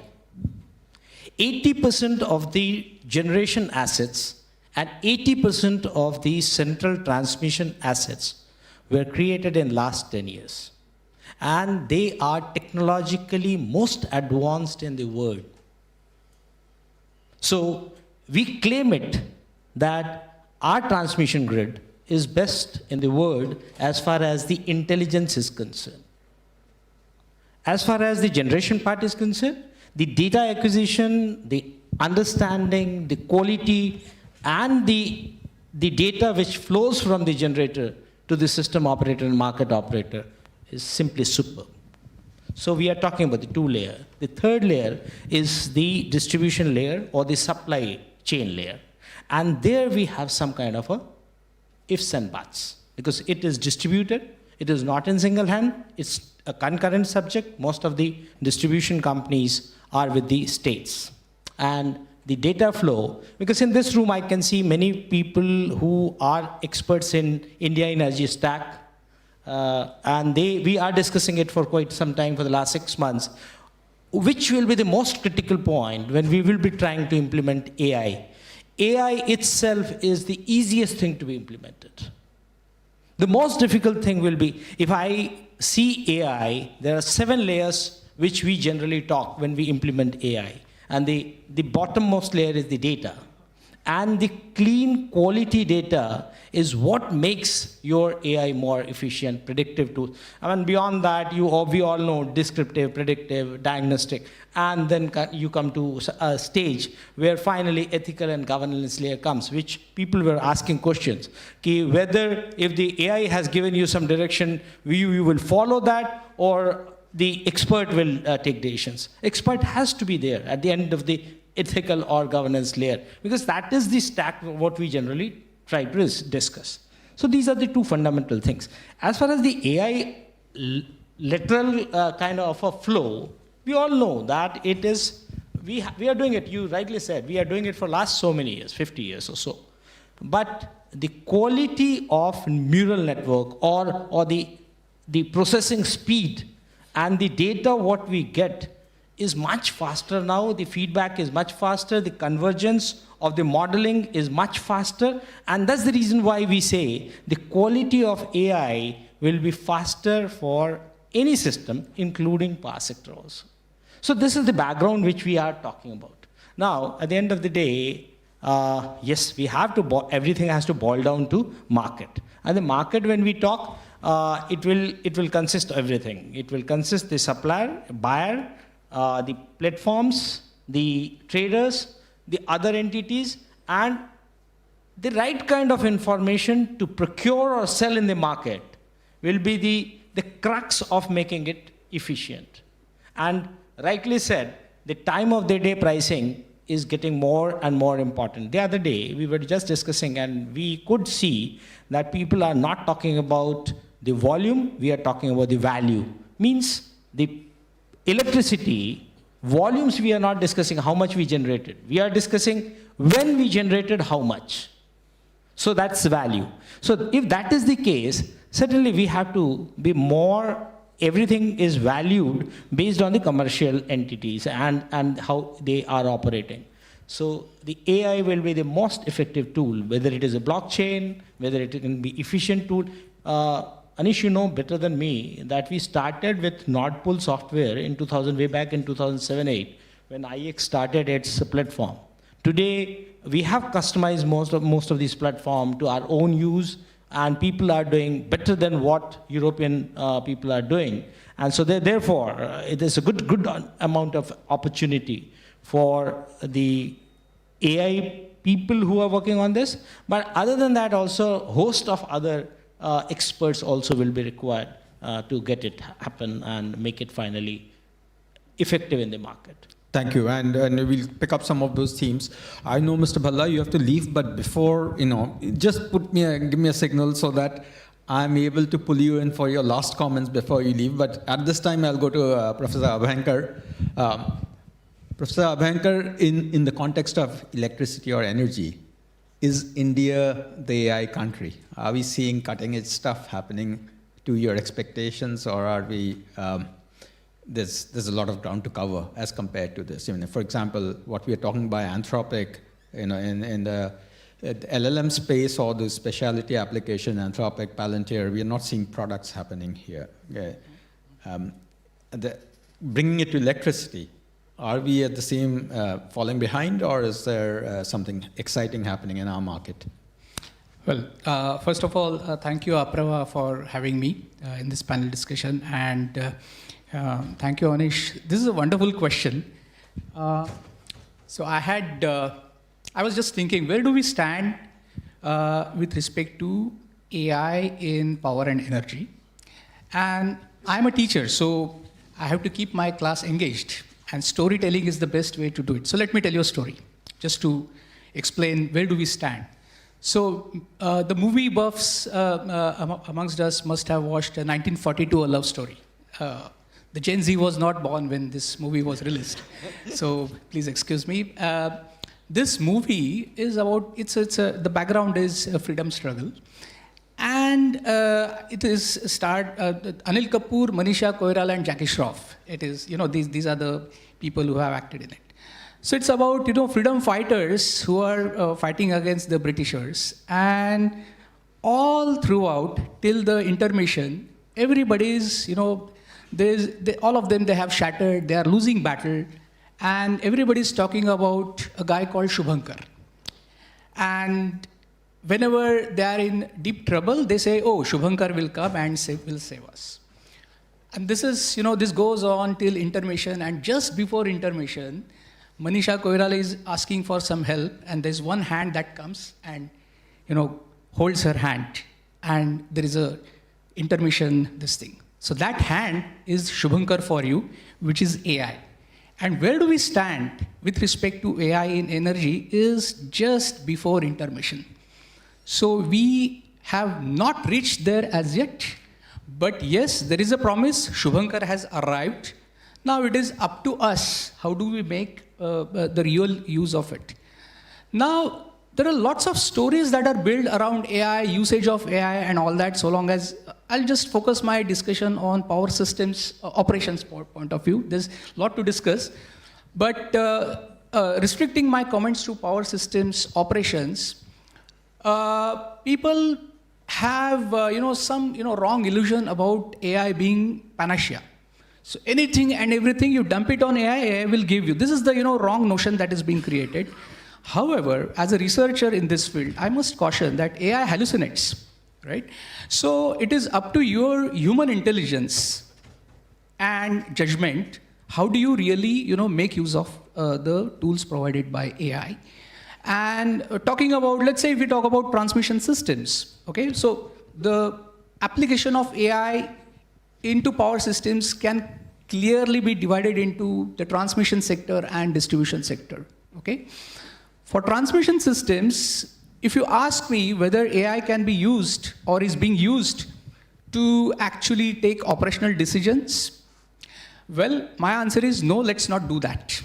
AI can help you in improving your situational awareness activity. And it can give you very well searched suggestions.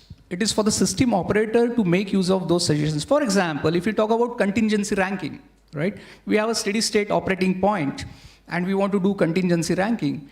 Now the conventional tools, they have their own limitations, but this is where AI can actually help you out in coming out with very neat, nice contingency ranking. In IIT Delhi, we have carried out research on this, right? So there are so many, so long as readiness is concerned, yes, our system operators, researchers, developers, they have started admitting the potential that AI can deliver. But as I said, we have to take it with a pinch of salt, make use of our own intelligence, how do we use it? Talking about distribution systems, well, this is the real zone where AI is going to play a big role, in my personal opinion, and people have started using it. The Discom GPT, which was discussed, is one classic example. So, for example, one thing called as NILM, non-intrusive load modeling. So through AI tools, people have started doing this. Through AI tools, if you can understand your load in the distribution system, you can do wonders. As a distribution utility, you can do wonders. You can find out the DR potential associated with you and whatnot. You can take appropriate market-related decisions and all not. So I'll take a pause at this. Just to summarize, as I said, we have reached the intermission of this movie that I talked about. Now, the real story will unfold very soon. Yeah, so on that note, to you, Mr. Bhalla, before we let you go, you're no longer with the government of India, but you have seen the observation, you have observed the government through your career in your various roles, including at MNRE. Is government of India the Shubhankar for AI and RE? I think we'll get to know after the intermission is over. but the fact is that regulation is going to be important. We can't just let the point is whether we let everything play on its own, or should we have rules to govern what, how it happens and in what shape it happens. And it's very important for that, I think, government of India or the government as a whole, because the AI, of course, largely is going to be driven by government of India, AI penetration in India or AI governance. But you will have state governments also playing in a role in this, in giving advice and, of course, working with government of India.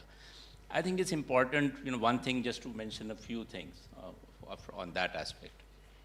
One is the data fragmentation, which was talked about earlier. And we have our own, he has his data, the other developer has his data, what is being shared to the IMD, although, which was supposed to be robust data, right?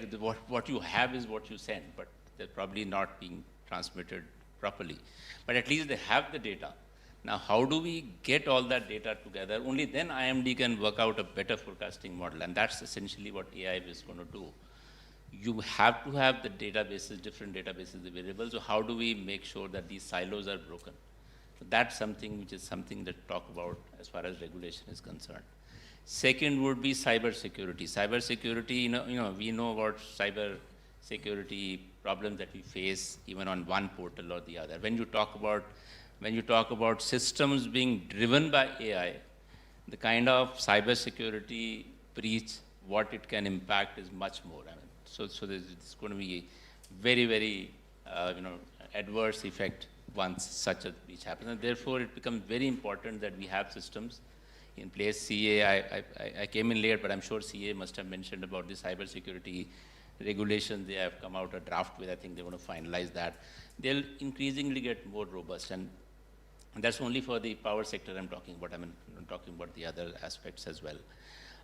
capacity building is going to be important. So it's for the government to, make sure that we try to improve the skill capacities in India, not only for generating awareness about AI, but what about its impact, these kind of things. And of course, overall, we have to review all our laws and see what are the regulatory gaps we need to plug them.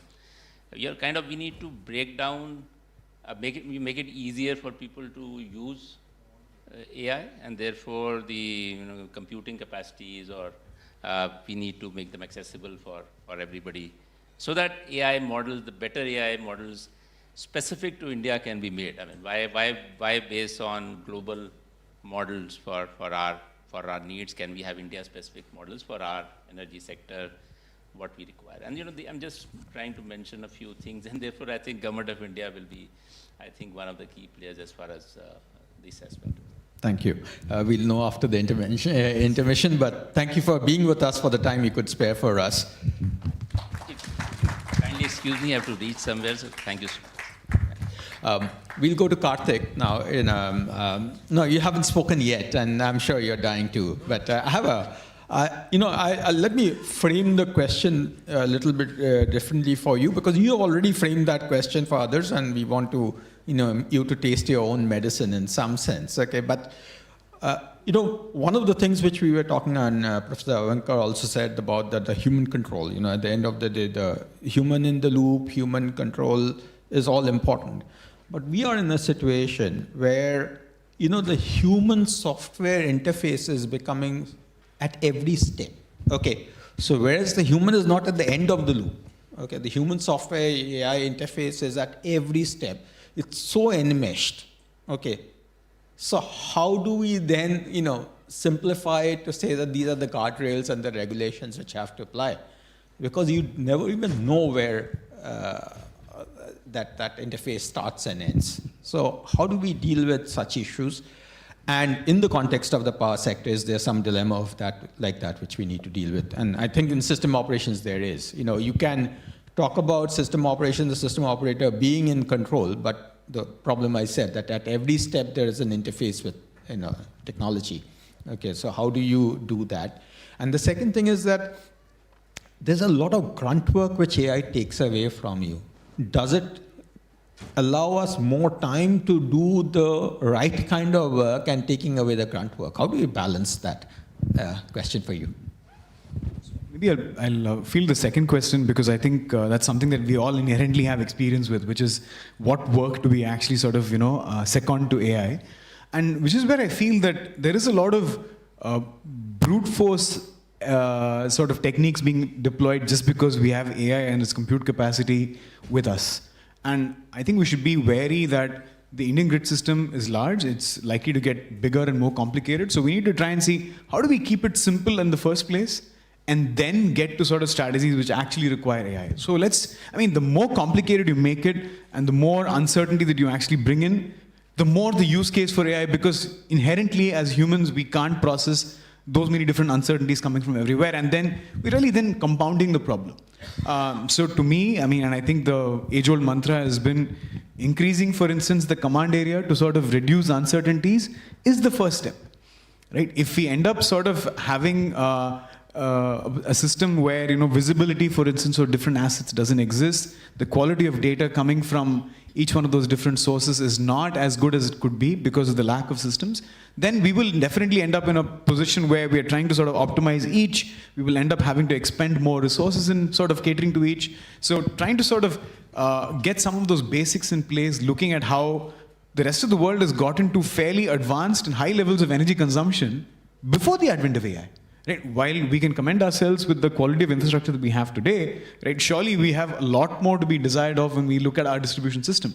Whereas the Western distribution system is far more robust and resilient, despite the absence of, an AI-led initiative there, right? So which means that I think there are conventional efforts that are possible that we need to exhaust before we get to this.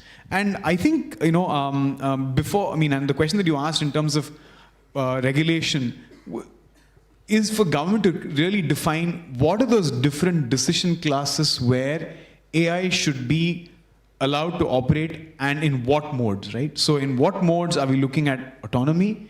Where are we looking at humans in the loop, on the loop, right? And at what positions do we actually require to have AI be managed in such a way that if it creates, for instance, market distortion, if it creates congestion on account of a decision that it's taken with the foresight that it might have, which we can't foresee, how do we then explain for it and not chuck the system just because it did not function for us? So I'd say the main challenge is not really about human beings using AI, because yes, it will definitely be a decision tool, but inherently understanding what is the uncertainty associated with the decisions that it's making on our behalf.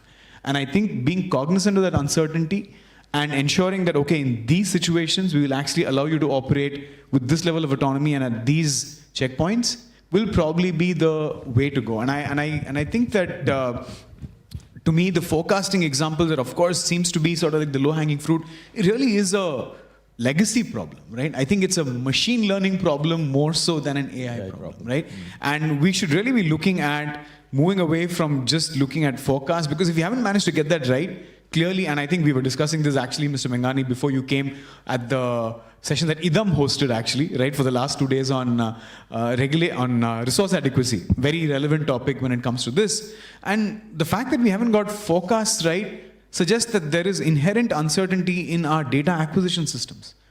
And in the absence of that, all of this forward-looking progress is going to become more challenging. So using it to really, and I think the use cases for renewable energy by way of asset maintenance, predictive maintenance, all of those are phenomenal because there are edge use cases, etc. But AI as a coordination agent, right, that actually enables you to sort of look at uncertainty in different elements and to then help you make the decision of what should you do next is perhaps the best one. I mean, and whereas the other cases will sort of continue evolving with the quality of data and everything else, once you have that in place, to be able to orchestrate how the rest of the system would function and where human beings should intervene is what we should be looking at. Let's not stop at forecasts and getting, forward-looking things right, even though we still are yet to get there. So that's my thinking on this, Anish. Yeah, no, I think it's fair comment that we have really cracked the forecasting thing, and Mr. Prasad himself mentioned he's given me the problem 2 years ago. But actually, what we are looking to do is, I don't quite agree that we haven't solved the forecasting problems. For example, even meteorologically, if we see the quality of forecasts which we get today, even from IMD, is actually fundamentally better than this. Now, we are just making it a harder problem. What was a 10 by 10 grid, we made it a 4 by 4 grid, and then we are getting into a 1 by 1 grid, and we are making it smaller.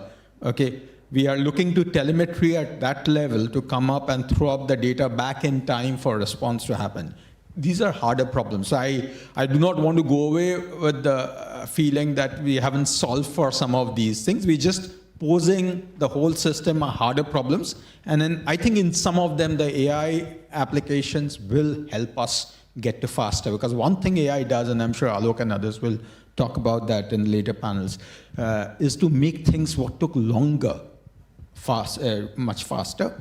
It also works on a probabilistic basis. So you don't need to you can reduce the number of problems to a set of specific application areas. So if you have 10,000 possibilities, you reduce it to 20, which then you want the humans to investigate rather than him investigating 10,000. So we have increased the difficulty of the challenge, and we have newer techniques which honestly comes in. There's a question of bias which comes in, and especially in consumer finance and others, we are seeing AI have a bias. I want to place the question maybe later, whether we have a problem of bias in the sector, especially when it comes to, say customer-related applications, what you're doing in the discom side of things, whether the bias comes in, or even rooftop solar, whether there's a risk of bias. Maybe there isn't, but I think as a technology, AI has a bias question. I won't say a problem that we need to solve, but let's get there later. I do want to open it up for a few questions from the floor so that we can do it. And I know that how much time do we have? 5 more minutes. Okay, then we have only time for questions and no further discussion on the panel. Rajiv, yes, please. As the host, you have even my mic.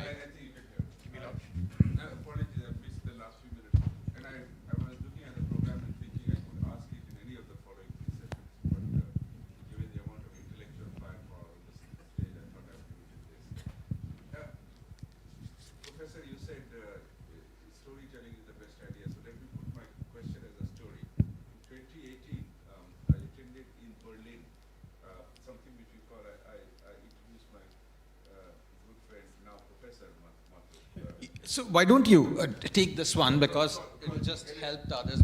Energy Transitions Forum. So we went to meet the grid operator of what was erstwhile East Germany. It was a company called first 50 Hertz. At that time, they had 55% variable renewable energy. We have 14%. Now, so simple question is it technology, or is it the fact that they have gas, or is it the fact that they have Nordic hydro on call? Why is it, and 14% we have seen some distribution companies. It's a real problem. It's not that they're exaggerating. Technology is now available, is pretty much the same all over the world. So why is the grid so much stability of the grid such a bigger challenge for us at 13% energy, variable energy, than it is for many of these European countries with so much more? I'll let the panel answer the question. I have a view, but I mean, taking quick record, I think we're one nation, one grid, but infinite contracts, right? Infinite bilateral contracts, which basically means that you're not able to satisfy your obligations at every contract by ensuring that, everybody gets a chance to pull in and provide, and visibility is basically poor on account of that. I mean, and right now, I mean, I know there are IEX was thrown around. I mean, we've been asking for this market coupling, but before we get to market coupling, the MBED, which was supposed to have been, deployed in 2022, is still not come in because we've not been able to sort of get over this hill of how do you solve for all these bilateral contracts that exist between distribution companies and their generators. So until I think we can come to a time where we're able to overcome this issue and ensure that there's more liquidity in the market to actually be able to sort of cater to, I guess, the variations that we will expect, we will find this problem. And I think these economies inherently, while there is a lot of physical contracting that ensures that, you will get the supply, there is definitely a lot more liquidity. So in the case of India, to me, this market coupling issue is a non-starter in the absence of the liquidity that we need to be able to, sort of solve for it. So we are kind of barking up the wrong tree and trying to fix for it is my suggestion, but Mishra, Dr. please. Mishra. Yeah. He has asked a very direct and straight question, and let me answer it very straight. You said in Europe, the percentage of renewable to the extent of even 50 to 60% capacity-wise, and energy-wise, it may be more in some part of the day. In Indian context, 14% or 18% what we're discussing right now is annualized, first of all. And during the day, if you try to see it, some part of the day you have 35 to 40 gigawatt of surplus capacity because of the renewable additions. And there is pretty much, everybody in this hall must be aware that in the last 5 to 7 years, we were adding more renewable capacity every year, almost in the range of 15 to 20 gigawatt, and compensating power, whether it is gas, it can be hydro, in supercritical thermal also, for meeting your evening peak. We have not added in the last so many years for various reasons. Now, we all are aware of this thing. Now, given these circumstances, how to come out of it? Because this will keep on adding issues in the subsequent years, because the renewable will be taking 15 to 18 months to add. Thermal capacities will take 3 to 4 years to add. We have a pipeline of around 70 gigawatt of thermal capacities, which is going in parallel, but that will take some more time to come. And then, rest of the thing what we are talking is something which is very interesting to discuss in the conference rooms, like storage, BESS, pump storage schemes, everything will take some time. So, keeping the gestation period of both the things, we have to keep in mind how to balance our surplus capacities of renewable during the day, because it is affecting market. And market is the best mirror for you.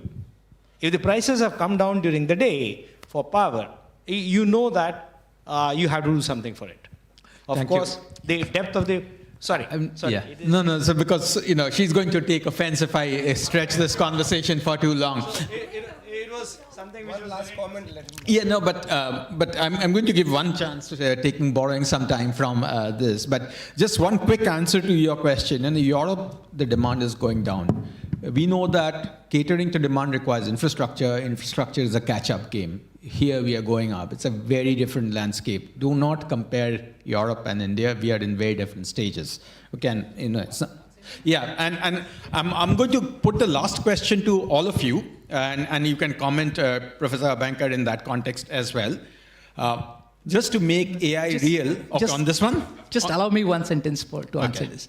See, the thing is that you have to see at this problem from 3 windows: energy window, first derivative of energy window, and that is power, and the rate of change of power. You will get the answer. So rate of change of power, and energy. We can elaborate. This is fantastic, because it is the right professorial answer which we needed in sitting in this place in IIT. And, yeah. Now figure. Okay, so one last question. Very, very quick answers. We know that potential. What one thing which we as a community, be in the energy sector or outside, need to do right to make the promise of AI for renewables real? Very quick one, starting with Dr. Mishra, then Professor Abankar. We all have identified the most impactful will be distribution sector and the customer focus AI. And there we need to concentrate for acquiring data, and then all the layers will come very fast. That's my understanding. Fantastic. Professor Abankar. Perfect. I completely agree. Distribution sector is to be focused on for applications of AI.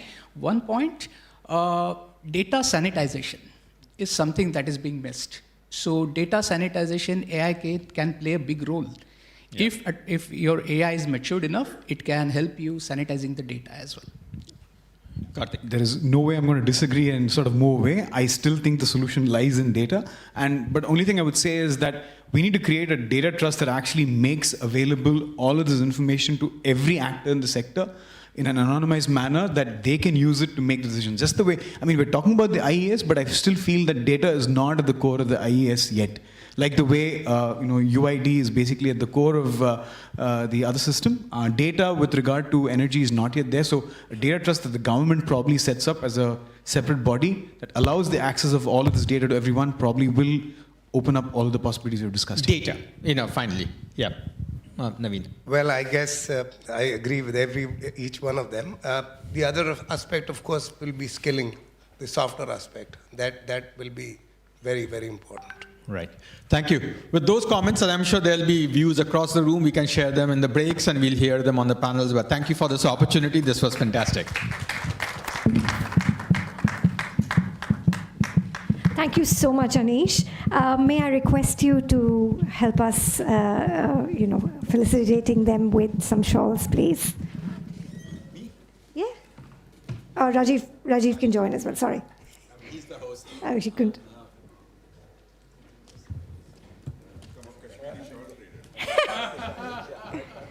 Sorry.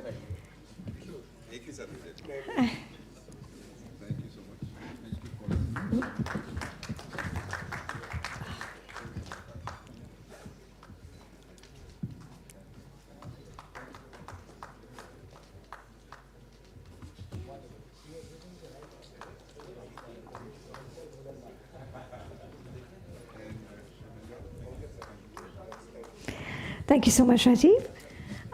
Ladies and gentlemen, may I now request you to take a 15-minute break. We are serving tea and refreshment outside. We request you to please come back on the dot at 12:15. We're running behind by half an hour, so we'd like to speed up things so you guys can get to a hearty lunch. So thank you so much, Anish. Thank you. Thank you all. See you in 15 minutes tops.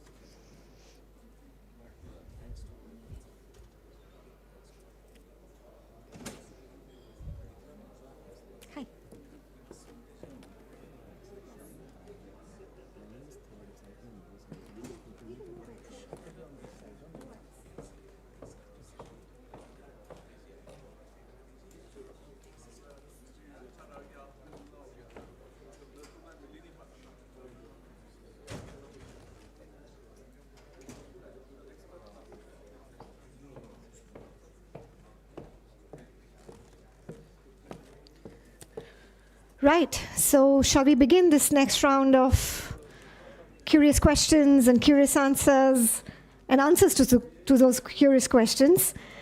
So this second half, we're going to break it down into two sessions. There's two thematic sessions. The first panel is basically going to be talking about operating AI in power sector from forecast to real-time operations. They basically will be covering identifying the application of AI across forecasting, grid operations, markets, and asset performance to accelerate renewable integration. To take us through this first thematic panel, may I please request Pranav Master, who is a senior practice leader and director at CRISIL, to help us moderate this session. Thanks, Pranav. So, Pranav is a senior practice leader and director at CRISIL with extensive experience in energy markets, policy, and infrastructure advisory. He works very closely with stakeholders across the power and renewable energies ecosystem. May I also invite on stage Shri Vijay Menghani, the Chief Engineer at CEA. Mr. Menghani is the Chief Engineer at the Central Electricity Authority, Government of India. Welcome. With extensive experience in power system planning, regulation, and grid operations. His work reflects a strong focus on leveraging AI and data-driven approaches to enhance grid reliability, efficiency, and the sustainable growth of India's power sector. His leadership in the launch of Stella, an indigenously developed software for resource adequacy modeling, has been instrumental in strengthening data-driven planning and the application of advanced analytics and AI in India's power sector. Joining him on stage will also be Mr. Rohit Bajaj, who's the JMD at IEX. Rohit is the Joint Managing Director at Indian Energy Exchange, India's leading power exchange. He has played a significant role in strengthening market-based mechanisms in the energy sector with a focus on technology-driven efficiency, transparency, and growth. Please also help us welcome Shri Alok Lal, who's the ex-COO at Microsoft. Mr. Lal is a senior technology executive and former chief operating officer at Microsoft with extensive experience in leading large-scale operations and driving enterprise transformation. All these esteemed guests will also be joined by Shri R.K. Porwal, who's the director, MO, Grid India. Shri Porwal is Director of Market Operations at Grid India with extensive experience in power system operations, electricity market design. He plays a key role in strengthening market mechanisms, grid reliability, and the integration of renewable energy through data-driven and technology-enabled approaches. And finally, please help us welcome Matthew Oman from Apraava, Director of Operations. Matthew comes with extensive experience in managing and scaling large infrastructure projects and energy operations. He oversees operational excellence across assets with a strong focus on reliability, efficiency, and the integration of advanced technologies. So please join me in welcoming all these stellar folks on this dais. Have a great session. Take it away.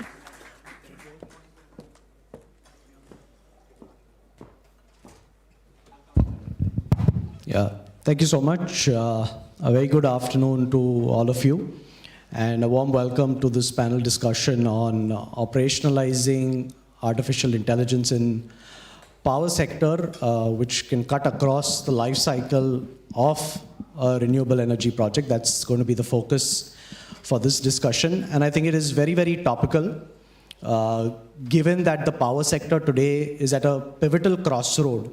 On the one hand, if you look at, there is a pressure to phase down coal, but on the other, we're seeing a large-scale build-out of renewable energy, and as this trend kind of accelerates, we are likely to see significant grid stability-related issues, specifically in fewer time blocks.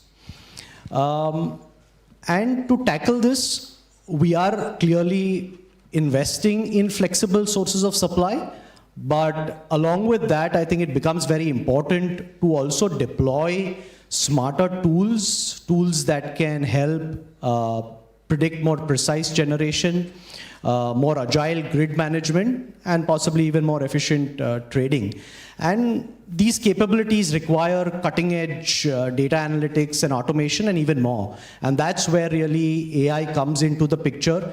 And it has the potential to reduce generation errors, more real-time grid optimization using digital twins, and also in terms of predictive maintenance, because it can help reduce O&M costs, improve availability, and hence project profitability.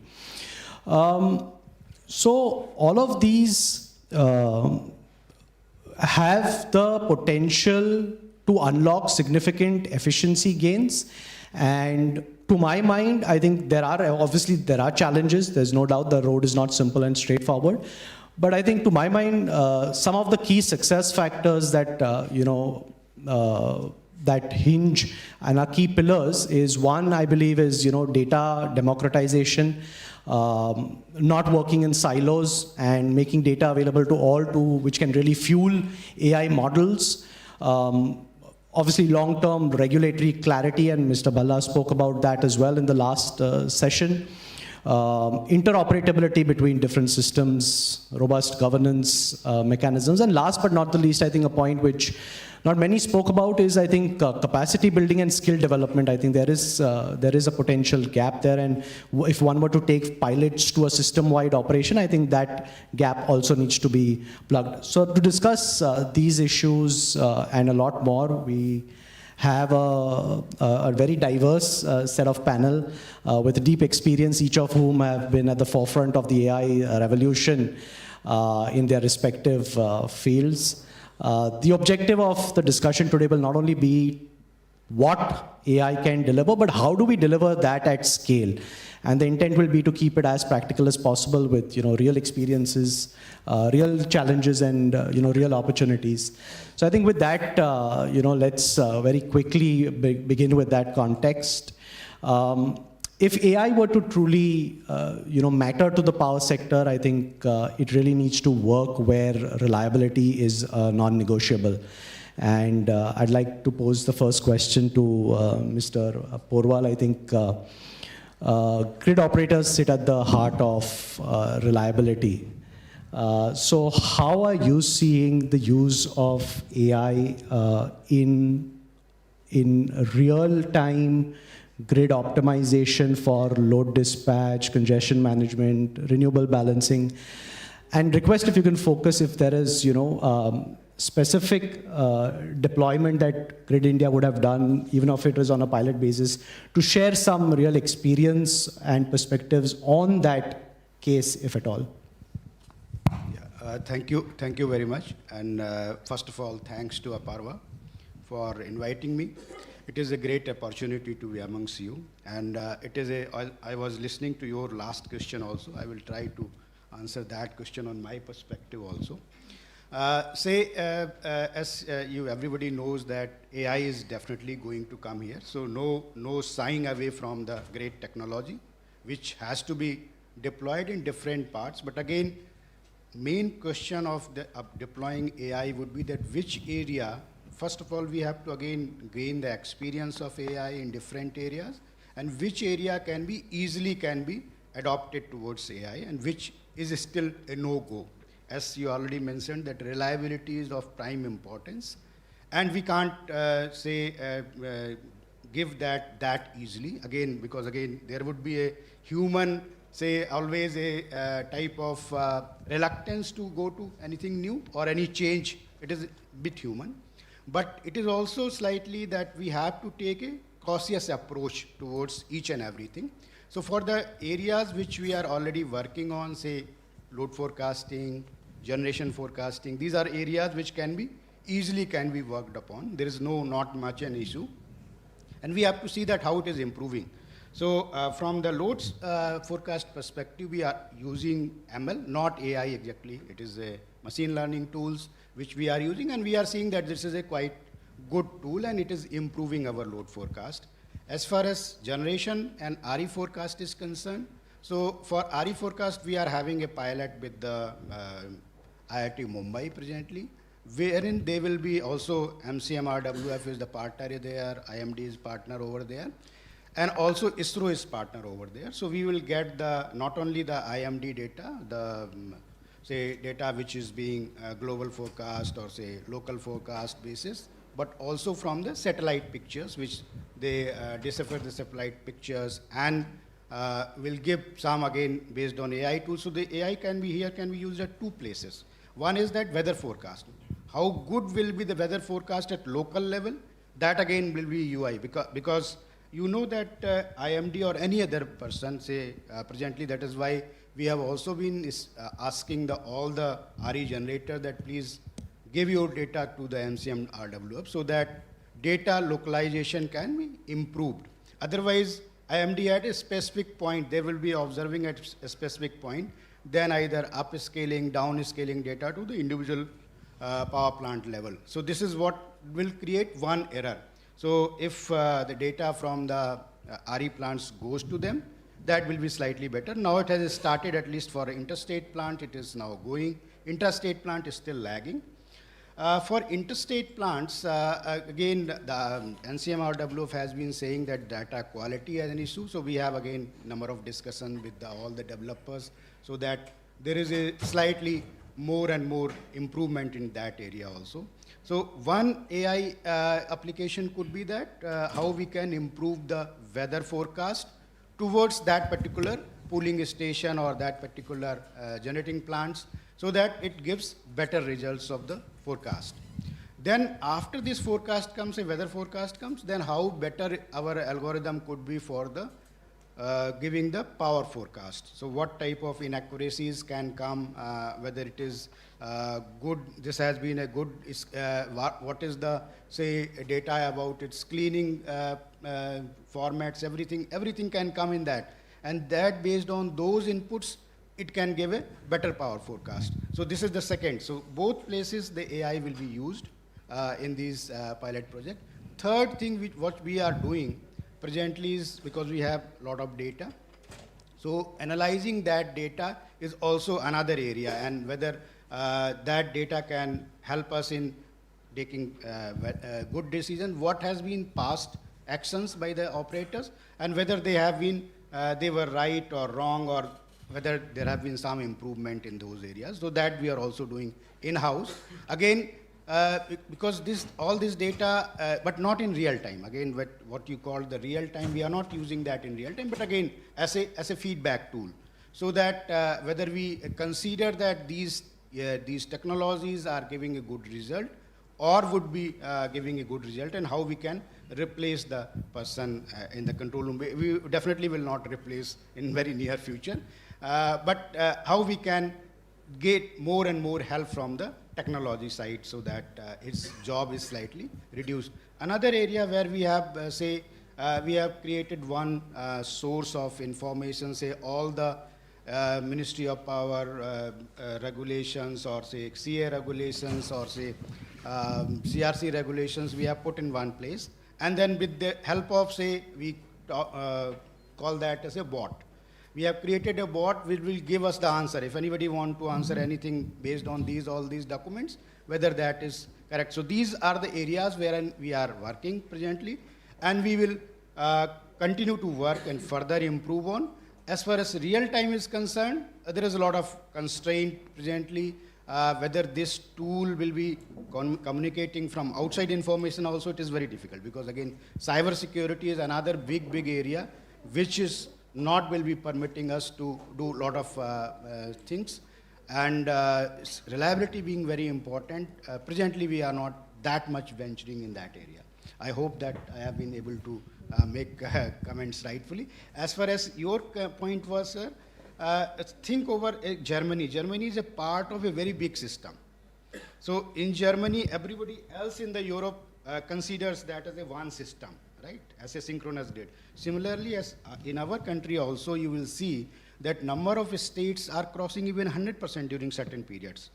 That penetration level could be, say, Karnataka may be sometime going above 100%. They may be generating more inside Karnataka renewable energy than what they are consuming. So this way again, this is one area. Second area is that we are concentrating in very concentrated pockets, say Rajasthan, Gujarat. So that is another challenge. This will, basically AI will not much help in these areas because again, this is a totally electrical problem, electrical system problem, not any data or even that whatsoever data we have, they will still come out. And another point is that when we are going towards a lot of IVR in concentrated area, when these IVR in itself are, say, not behaving properly, that is another area which gives rise to, might have seen there on 4th of February, I think, sorry. 4th of February, you might have seen a lot of oscillations in the system. So all these things are, as you are rightly said, that they are real in nature. And totally we are going in you see that these oscillations are everywhere. In all the countries they are being given, and still very firm, say, technological solutions are still eluding a lot of places. Some small steps are being taken. We have also been saying that apart from the grid following inverters, let us go for the grid forming type of inverter. At least some, at a pilot basis, some of the developers might come through and put those, and we let us see that whether they are slightly better than our grid following. That, as many electrical people will say, that because of this phase jump in PLL loop, in the grid following inverters, this is creating another problem, so that voltage drops. And again, but definitely you might have received our letter from the different RLDCs that what is the problem, which some of the stations, some of the plants are varying wildly. Say generation going down, again reactive power, say increasing in the system because of generation going down, and again generation coming up. So they are fine, but they are following the LVRT. That within 1 second this generation will come up. But this creates another type of problem. So these are again a technical challenge, may not be clearly from the AI related, but from the other side of we have to understand the electrical engineering also in much more detail, because total paradigm is shifting. Earlier when these were the, say, rotating machines, we were knowing quite well, those dynamics quite well. But as more and more IVR is coming in the system, dynamics itself has changed. And next day another inverter will come. That will be totally because there is a lot of technology changing quite fast in that. So whatever you know, another inverter, this has some different characteristics. So all these things are creating a issue. And the scale at which we are increasing our generation of renewable in nature and in areas, that is also a challenge. In southern region, you might not be facing that much problem. But especially in Rajasthan, we are facing a lot of problem. We are anticipating in that Khavda area will also start facing a lot of issues. So some actions are already being taken, and they will have definite positive impact would be there. With this, I think, I'm sorry, I might have taken a lot of time. Thank you. Thank you. Thanks for your comments, and I think great to learn that you've taken initial steps around AI, ML both, but having human in the loop, like you're saying, is very critical, at least at this stage, because reliability is king. But you did also point out how data availability, data quality is an important aspect, and which I spoke about in my opening remarks as well, that democratizing data and not keeping it in silos becomes very important, because at the end of the day, rich data is what will give you quality output. So I think that's a great input. But in summary, what you're saying is that yes, AI is being and can potentially be utilized in operations. But at the same time, I think keeping in mind scaling it will require planning frameworks, regulatory confidence, as well as appropriate standards. And CEA sits at the intersection of all of these elements, which is where I just want to bring in Mr. Megnani next. What we have generally seen, sir, is that typically technology advances beyond policy and regulations, or the other way, policy regulations lag sometimes technology. So from a regulatory and a planning perspective, how are you seeing AI influencing future grid codes, forecasting regulations, and how are you managing the entire flexible planning thing in the realm of AI? Thank you. I will give answer of your question one by one. But I want to say 2-3 things before that. That anyone who has designed this workshop or it's very nicely framed, it is co-creating the future. And when I do a co-creation of future, it is not a segment wise that we will think only about renewable or a particular stakeholder. CA or regulatory commission or policy maker, whenever they make a policy, they see the wholehearted impact on all stakeholders. And I am contradicting your statement that technology is not keeping pace with the policy. What has happened in the last few years, instead of a big policy statement, Ministry of Power or all organizations are in the problem-solving mode. And they are not moved from obstructor, then facilitator, now we are catalyst of the change. And how I will be claiming that, I will give you one example. AI or any machine learning language is going to optimize what? It solves the issue of uncertainty. Whenever there is an issue of uncertainty, AI comes into the picture. So two uncertainties are there in the power sector. One is the renewable, another is the distribution demand. These are majorly fluctuating things. These things need to be balanced by our grid code, our forecasting, scheduling, etc. I give you one example. When you ask how the regulation will change, I will give you an example that sometime it was said that the IT industry will be affected by AI. Whether it will be positive or negative, I will give you an example. In 2012, when we were making grid code revision, industry was asking 40% variation band. And then it was decided that the RE should come in the scheduling. So what was the objective? So it will create a manpower technology upgradation so that this fluctuation can be reduced, so band can be reduced. So using this 10-year and 12-year experience, what has happened? We could have brought down, earlier people say it is not possible to come below 40%, 25%, 30% is the at most we can come. What has happened? 15%, 10% we have reached. Now AI come, and last 8 months and 9 months, I actually use AI.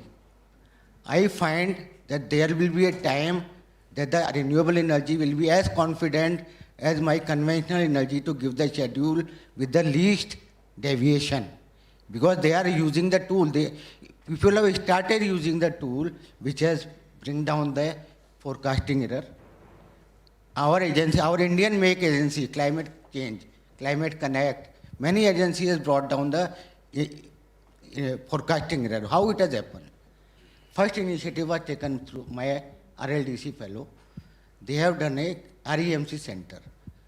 Machine learning is not a big thing which has come now.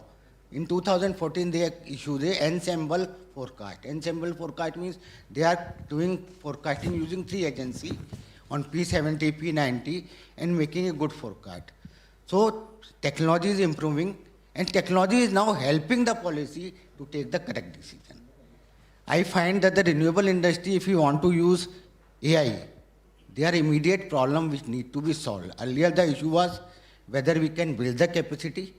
We are not believing the person who was sitting before me in this chair, he say we will do 50 gigawatt of bidding. People were laughing. It was not possible. But this year we have created 40 gigawatt of RE capacity actual. So there is a possibility. So now question is not there whether we can create the capacity. Now issue is, can we manage the capacity? Yes. This is the issue which we need to solve together. If this panel is there, we should find the solution, how we can solve the issues. And I will give you a clear, honest answer that we believe too much goodness in regulation. We found that if I make the regulation, everything will be sorted out. If I say 55% minimum technical limit should be there, it will happen. Everybody will come to 40% flexibility within 3 years. No, it is not possible. So how it will be done? There is a pace in transmission, regulation, and our grid operation which need to be synchronized. In last 2-3 years, last 1 year, July and August, what has happened? I have given yesterday one slide. 30 gigawatt we added in 1 year in solar. But on 1st January, how much incremental solar was there at the 1 p.m.? 5. 1000 megawatt only. So this much capacity, either I have to curtail, either not visible, or it is not coming to the grid. Why? Because we have not used the proper tool, we assume something. So in the Stellar tool, we put up the concept of reliability as well as generation adequacy. And I will give you two examples how I am using AI. As a simple student of 10th class, I am finding the problem and trying to find the solution. Balancing cannot come now only through my existing thermal power plant. Mitsubishi come with a proposal that they, through a gas turbine operating on ammonia, they can give me a long storage solution in the month of October and February. And they get modeled it through a big software, Plexos. They took around 6 months to formulate a plan. This challenge was completed in Taylor. In 1 month, we have modeled all the components of that cycle and put up the solution and put up the compatible result also. How? Just using Google AI free account. On distribution side, there are the vendors. One Stanford fellow comes to me and he showed me that in Sangli, they have developed on open street a platform which can open all the asset can be developed on the Google map, etc. He got a contract of at that time 6 crore rupees. In 1 month, in a power ministry conference, he presented his case, he got an order of 120 crore using AI. So this is the scale which we are expecting our young generation. And where I am coming from a division which is handling Make in India. In Make in India, we can achieve everything using AI. AI is, what is the good thing in AI? It is not RE required AI. AI also require RE. So to fulfill both the requirement, I need each other. So it will be done. Logo of our conference in the AI is happiness for everyone, and growth for everyone. So all sector, all component of power sector will be benefited if I start using AI as per my understanding. Cyber security, transmission, generation, power procurement, FDRE. One FDRE proposal was there prepared for Punjab and Madhya Pradesh. It was sold to Rajasthan. And Rajasthan government signed the FDRE contract. They do not understand that their pattern need to be analyzed and it should be a separate product. So AI can help me in contracting, operation, cyber security, everything it is possible. And so far as in the previous session also I found a lot of question about data. Yes, we are facing data quality issue, not only in planning but in every sector. But in my 34 years of service, I attend 30 conferences. In every conference, people say data is not available. But in 34 years, I got 3 letters from a stakeholder, one CEW, one Rahul Tongia, that I require data. This is the thing where we call in the conference, but we do not follow up. There is tremendous data available on the RLDC side. We create a portal meritindia.in in 2016. You know how much stakeholders are using this? More than 500 users are using this for creating their own products. IIT Kanpur has created the product. Once we started sharing the data in public domain, its use potentially increase. So what you demand, that you will get. This is I want to challenge to the industry that if you want, everything is available. What is there? We will do standardization with the help of you. Because ultimately IT solver give me that this type of data he required.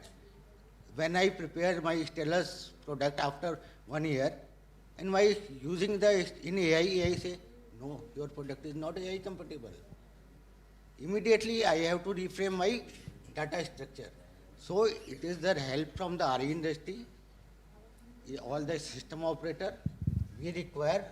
Government is saying, give me work. Now it is different thing. Government is saying, give me work, I will work with you and find a solution. With a celestial earth, we got a project of spy beat. What that person do? Using AI IT, he analyzed a Gurgaon building, commercial building, and he give me data that how much heating, cooling and lighting load it will require. 86% accuracy. And he requires a help that I can achieve 95% accuracy using AI. So immediately within one meeting, 3 DISCOMs were open of Delhi DISCOM signed MOU without any cost. And on the next day, Chandigarh DISCOM also come. So it is just what you demand, you will receive. Now money is not problem, ADB, etc. are giving us sufficient money. Use AI for your help. But we have to find our boundary. Where I want to reach up to AI. And people are saying that when should be in the loop. In the other processes, we find companies with the name and person with the name A have so much intelligence that if they come into the loop, the decision process sometimes distorts. So it is necessary that we should have segregation where man can distort the process or where man can benefit from the AI. Thank you. Thank you for that detailed response. I think what you're essentially saying is that, it's not, regulations essentially can't solve all the problems. I think it's more a collaborative approach between the industry as well as, the policy and the regulatory agencies that can really solve these issues. I think Mr. Alok needs to leave, so I will jump to him. I think the obvious question really is, how does technology essentially tie up all of this into one intelligent system? So your thoughts and your experience around, how mature are these tools today, and how do you see AI moving beyond analytics to becoming part and parcel of the operational stack of generators, policymakers, utilities? Sure, thank you. I'll try and keep this brief. So first and foremost, I think it's important for us to visualize what is the role AI can play across the diversity of functions, any organization, not just in the energy sector, but otherwise. AI today is what cloud technology was 5 years ago. Technology is proven, it's just not deployed at scale to accrue the benefits. So for every organization, especially in the energy sector, we typically help distill projects into 4 pillars. The first one is, how are you empowering your employees? So the DISCOM GPT example that you got, or the ability to build an inclusive organization, is really where we're starting to see the role of AI. So you get expertise at your fingertips. It's not information at your fingertips, it's not knowledge, it is expertise at your fingertips. The example that Sir gave about being able to solve a problem in less than a month with a free version, that's a classic example of the fact that you had an idea, you had a problem statement which you were able to carefully articulate, and you got a solution. So that's one example of how the empowerment of the employees of an organization can happen with AI. The second example that we are seeing is about how do you engage the value chain better, whether it is your consumers, so they have a better understanding of the challenges that they're facing, so whether it's customer service, whether it is about getting the right data from the supply side or the demand side about what are the challenges either in procurement, or what are the challenges in the inputs that you need for the decisions that need to be made. The third area is optimizing operations, and that's really where most of the conversation today has been about. What do we do around better forecasting? What do we do to ensure that there is an optimization of processes so that we can bring down the time it takes to predict the weather, or what should be the load demand, and so on. And the fourth area, which is really where most of the AI conversations are now moving towards, is how can AI help bend the curve on innovation? Not just about building batteries that are more sodium, that have more sodium capabilities than lithium, but also about how do we predict and visualize in scenarios like AI for science. How can AI help drive chemistry, physics, biology? So across these 4 pillars, whenever we are having a conversation with companies in the energy space, we are starting to help them classify the projects in this manner. Now, a lot of the conversations around AI appear to be that it's it's godsend and all problems can get solved. I think there's to the point Porwal sir made about the need for cybersecurity also comes in. It's not just cybersecurity. Our guidance to customers is about the concept of responsible AI. It's not just security, it is reliability, it is safety, it is explainability. Why has AI chosen to give you this answer versus the other? And that's why some of the guidelines that we've issued globally for anyone that is operating a critical infrastructure is that AI should never have unfettered access to a critical infrastructure.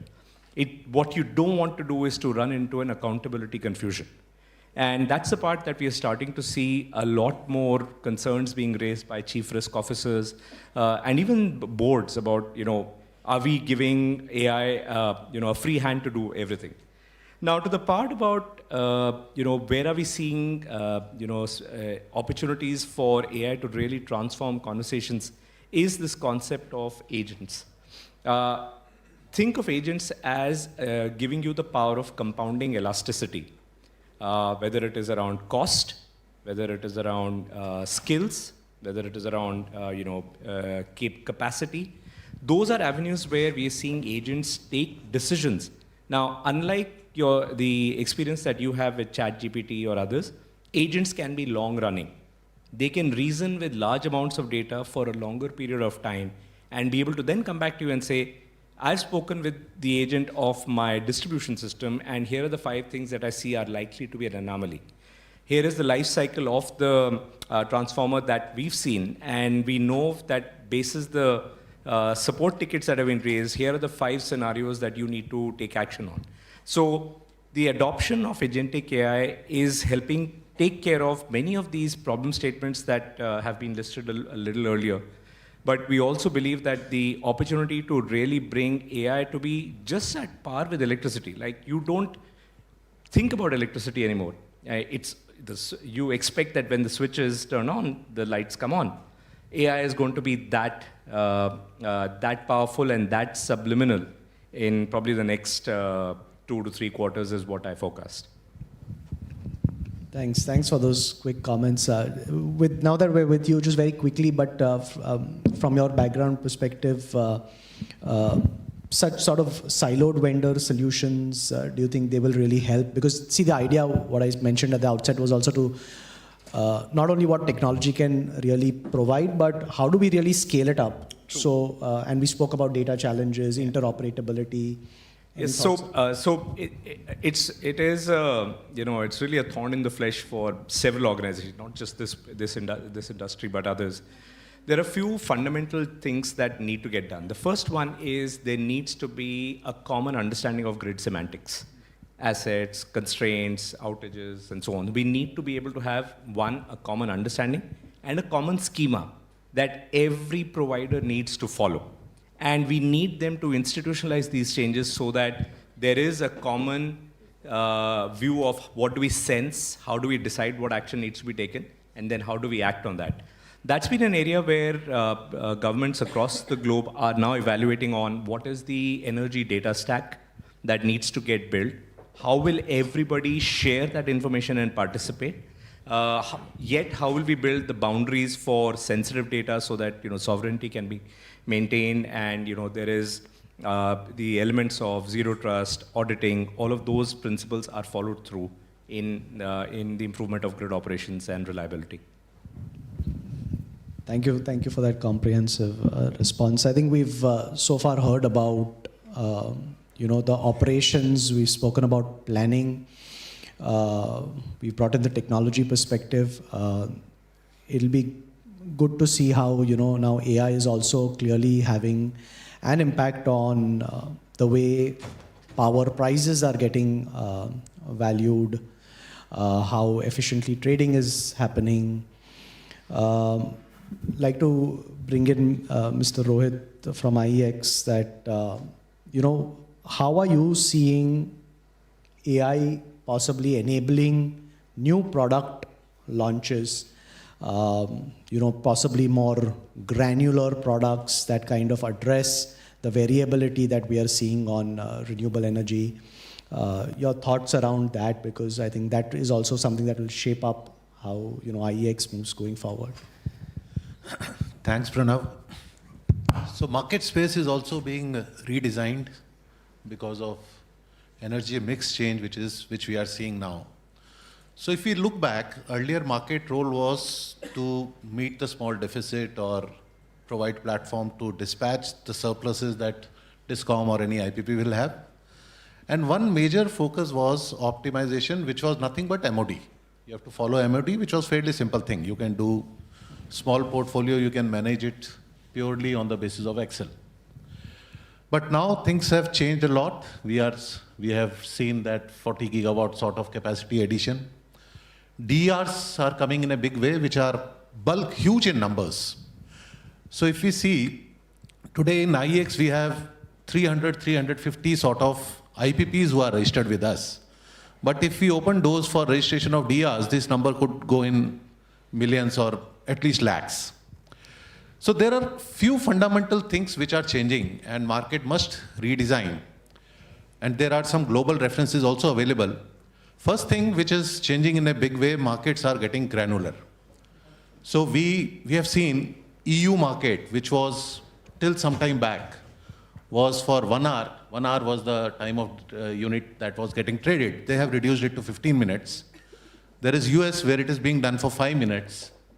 And we are also thinking of moving from 15 to 5 minutes.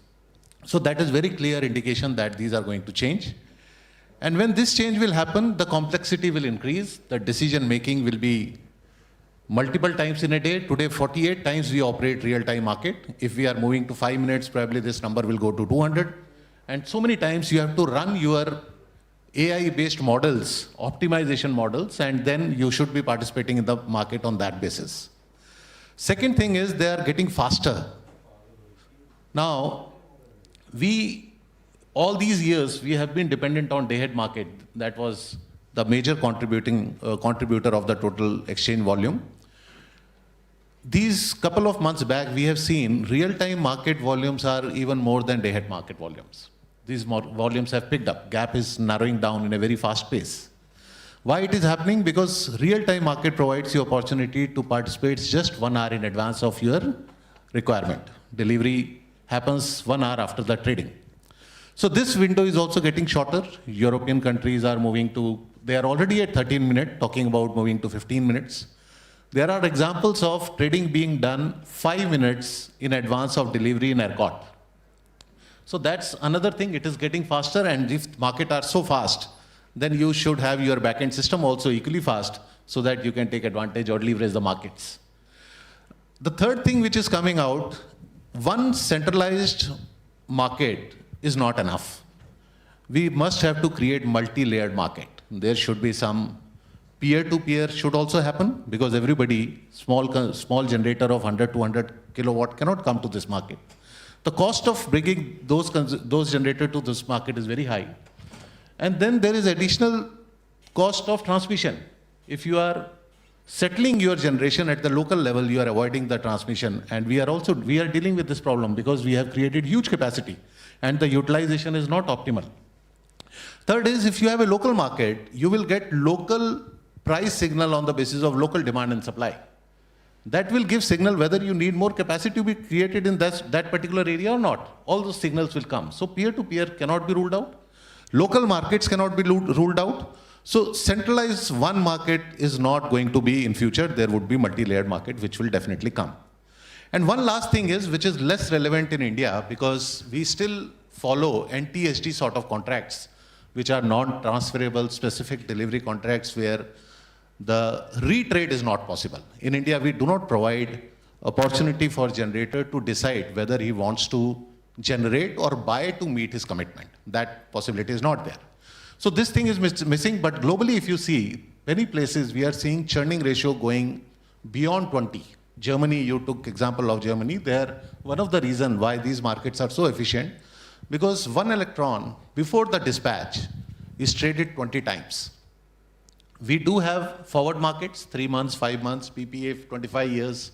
We have day-ahead market, real-time market, ancillary market, DSM, all those things are there. But we are trading one electron on once only. These multiple trading is not allowed in India. Some portfolio managers are doing it, but that is also in a very limited way.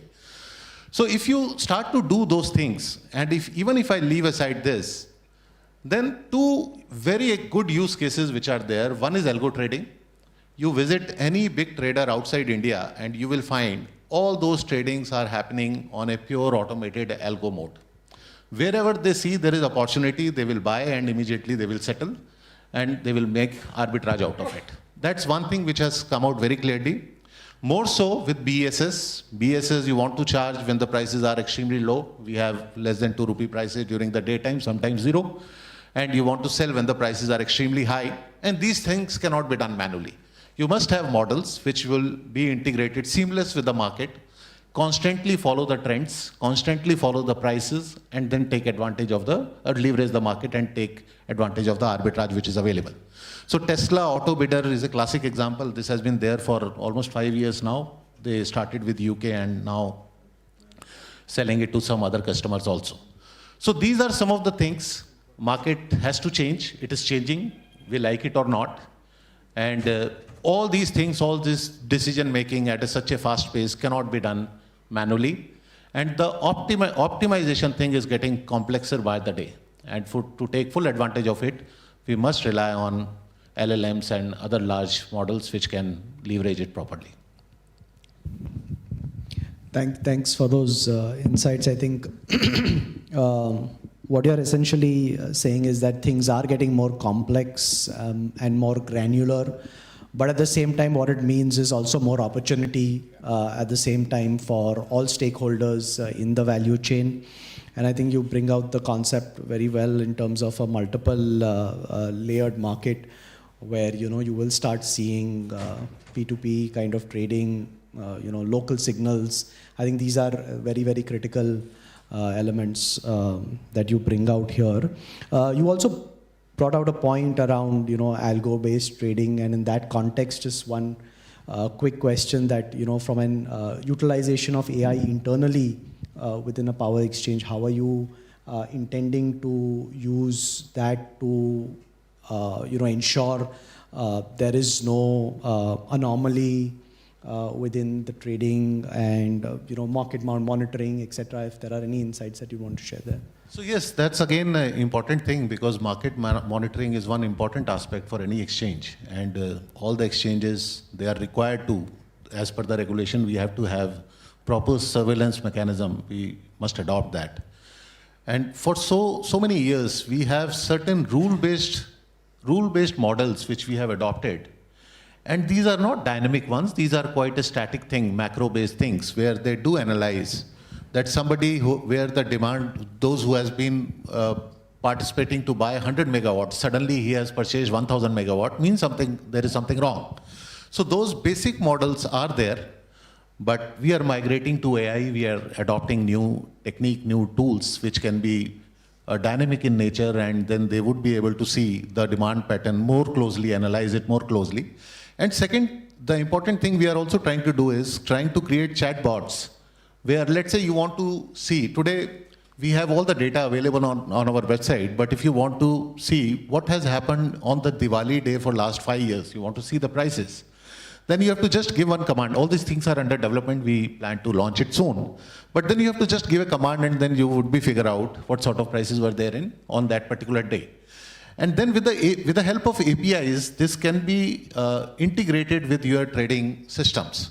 And if these things are integrated, then you can give command and then your systems will take calls, start to take action on the basis of that. So these are some of the things which are in the pipeline, and we hope that this would be hugely beneficial for the participants. Absolutely. I think it will be the need of the hour to monitor, what is essentially happening. I'd like to move to the developer community, and I think developers are essentially at the front line of variability and market risk.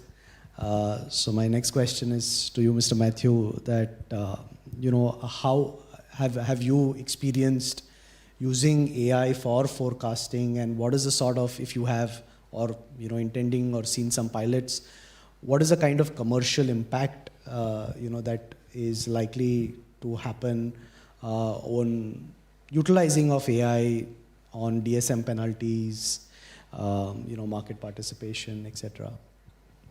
Yeah, thanks, Pranav. Our portfolio is divided into I would say, three parts. We have a solar portfolio, which is 250 megawatt, and it's a feed-in tariff. Then we have wind portfolio, which is roughly around 970, or 900, roughly around 923 megawatt, which is also feed-in tariff. And then we have 250 megawatt, which is a SECI project, which is a central project. And the DSM penalties in central projects are much higher than what it is in feed-in tariff projects, because in central projects, the moment you cross 20% plus or minus, you lose your revenue. On either side, you entire revenue on the positive side, and on the negative side, you end up paying the penalty, which is equivalent to your tariff. So I'll give, in commercial terms, for our solar portfolio, we are currently in the range of 0.6% of our revenue we lose. 0.6% of our revenue we lose. On wind portfolio, in the feed-in tariff, we lose around 0.5% of our revenue annually. But on the SECI project, which we have commissioned, and total project, the entire project was commissioned only in January 2025. That means it has completed only 1 year of operation. Full operation is only 1 year.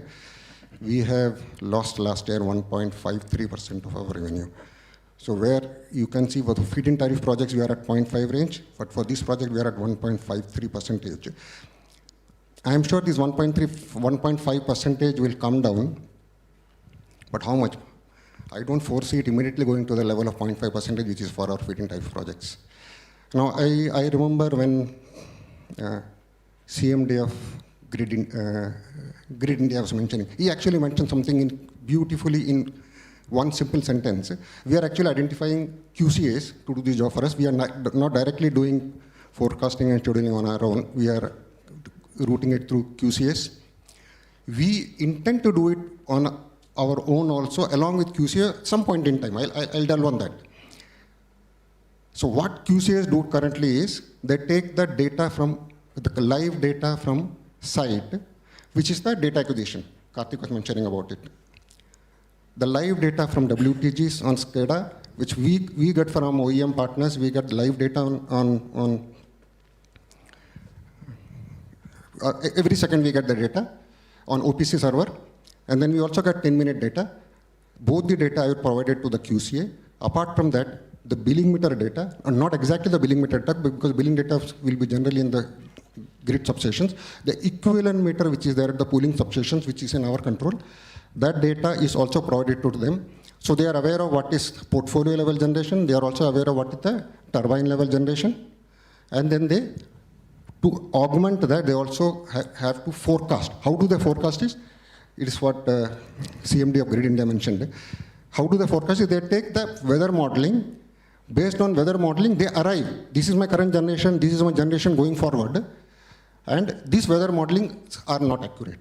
That is where our problem comes. So we'll have to find out a method wherein such methods are more accurate, and the accuracy increases based on the data which you have available now. First year of operation, we have less data because we are fresh. The second year, we have last year's data. Third year, we'll have 2 years data. It becomes easier for forecasting agency to understand, or if we are forecasting, for us to understand the pattern for the same time of the year, same time of the day, what it could be or what it will be going forward. So this is how I believe the project, which is of 250 megawatt, where our penalties are 1.53%, it will definitely come down. How low it will go, we do not know yet, but definitely for sure it will come down 2-3 years down the line. We are also developing our own models, wherein we will, on the same pattern, what I mentioned, we will have our own data also, the forecasting data also superimposed on the QCS data to ensure that we fine-tune the QCS data before it is finally sent to the load dispatch centers. This is what we are looking forward to. Okay. So I think we touched upon the revenue side of things. It'll also be good to get your perspective on how it is essentially helping save costs, especially on the O&M side through predictive maintenance, etc. If you know what has been the experience. Again, similarly, if you can share some insights in terms of numbers, that'd be great. I do not know how many more minutes do we have, because it is a subject which is close to my heart. I remember Mr. Anish was mentioning something. How do we train? I'll delve upon this topic. How do we train people working on wind turbines, because wind turbines are 150 meters in height. How do we send somebody on top just to train him? Because even in one trip, you will not be able to learn much. You will have to go at least 15, 20 times before you really understand how a machine works. So long time back, all the OEMs, I used to be part of OEM earlier. So OEMs developed training centers wherein you need not physically go to the machine. We recreate the machine, except the power generation part. Recreate the machine. That is a sort of digital twin in the factories wherein the entire machine is simulated there. And then when a fault is created, an artificial fault is created, and a technician who goes there, he is asked to troubleshoot. He troubleshoots, he understands, okay, this is the fault. Then when he goes to the field, he already knows a so-and-so fault is coming, a so-and-so, so the diagnosis is so-and-so. Simply because this is manpower-oriented work. Roughly, we are today in wind, I will come to solar also. In wind, we are around 50 gigawatt, 50,000 megawatt. For every 5 megawatt, roughly you take one person. 5 machines, one person. So I'll just take an average of 1 megawatt per WTG. So roughly around 10,000 people are required to do this job. How do we train so many people? Because you get older, you find it difficult to go climb the machines and work. So to overcome that, off late, earlier these training centers were there, off late, there are AI developed tools. Now, when a fault comes, you have to troubleshoot, you feed in data, the fault code numbers, with some details, it will give you what is the diagnosis, what are you supposed to do. Most of the OEMs have developed this. Some of the OEMs are developing this. I was part of one OEM earlier before I came here, and I was also part of the team which was developing this tool, because this tool has to develop with a lot of logics. Logic on which the machine works. That's one example. Now going forward, we can improve the operational efficiency of solar plants as well as wind plants by using AI and ML tools, largely because of how the machine learns, largely due to the machine learning tools. Now, for a solar plant, how do we assess a plant after the efficiency of the panel? Because the panel's efficiency, the solar panel efficiency is roughly in the range of 20-25%. But beyond the 20-25% of the irradiation, which is able to convert it into electrical energy, this electrical energy, by the time it reaches grid, we would have lost somewhere around 25%, 20%, simply because of a factor known as performance ratio. So performance ratio, which can be easily manually calculated. Once a performance ratio is calculated, it will be roughly in the range of, in the initial age, it could be in the range of 80%. Over a period of time, because of degradation, it keeps on reducing. On an average, we can say 0.5% degradation every year. So it reduces. We need to know 5th year down the line whether my plant is optimally performing or not. Because initially, when we say the project, there is a report called PVSys report. In the PVSys report, it is mentioned how do you arrive at a PR, performance ratio. What are the factors wherein we lose power? The degradation ratios, the DC losses, the AC losses, after 33 kV, the AC losses, the losses in the inverter, and the losses in the cooling substation, etc., etc. We have to analyze the tool we have. It analyzes where are we losing power or energy, and whether it is in line with the PR says. The PR says a value, whether it is in line with what we had envisaged when we started the project, the bell has rang, so it is for me to stop. So that's your time. If you give me one or two more minutes. So we do the operational efficiency and find out where are we losing power. Similarly in wind also, currently in our portfolio, once we do a power curve analysis, somewhere around we are having an efficiency of somewhere around 95%. That means 5% of energy we are losing. We know that we are losing. So this is analytics. Moving on from analytics, the tool has to tell us where are we losing this 5%, on which factor. There are many factors. It could be because of yaw, it could be because of pitch, it could be because of torque we are not deriving out of the machine, or it could be even due to the aerodynamics of the blades itself, which would have deteriorated over a period of time. It will give that insight. An automatic mail will go to the site team. Hey, so-and-so machine is having an issue. Please troubleshoot. And the troubleshooting goal should be so-and-so. That's it from my side. Thank you. Thank you. And very passionate response. And I think with this sort of passion, I think if we all pursue, I think we're in for a great change. I don't think we have time for the questions for the panel from the audience, but I think it's been a great session. I think the large takeaway is that, how AI is really touching each and every layer of the power sector, right from, planning to market operations and then to trading as well as to maintenance and forecasting, etc. So I think it's becoming more of a connective intelligence that is linking all of these layers. So I think thank you all for being a fantastic panel, and I hope it's been a great session. Thank you so much.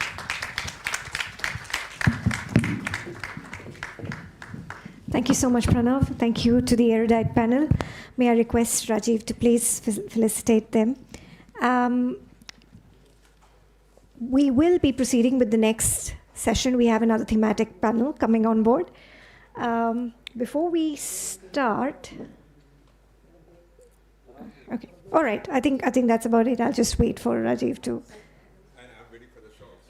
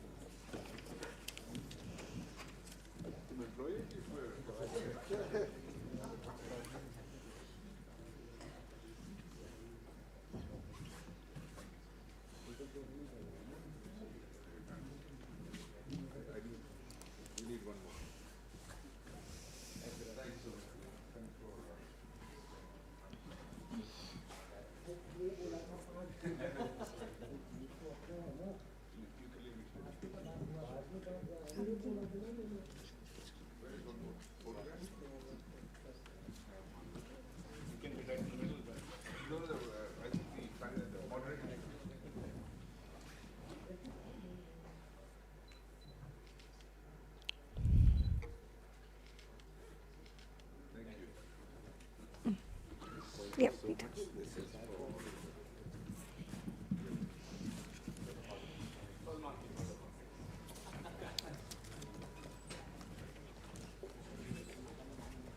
Thank you so much to all our esteemed guests. We will swiftly be moving on to our next thematic panel. From pilots to system-level implementation, scaling AI through industry, academia, government collaboration. This particular panel talks about designing institutional policy and collaboration frameworks to translate research and innovation into scalable. To lead us through this thematic panel, may I please request Mr. Sudeep Sural, Senior Executive VP and Head of Advisory and Research at HDFC Bank, to act as our moderator. Sudeep, as we know him, comes with extensive experience in financial markets, economic research, and strategic advisory.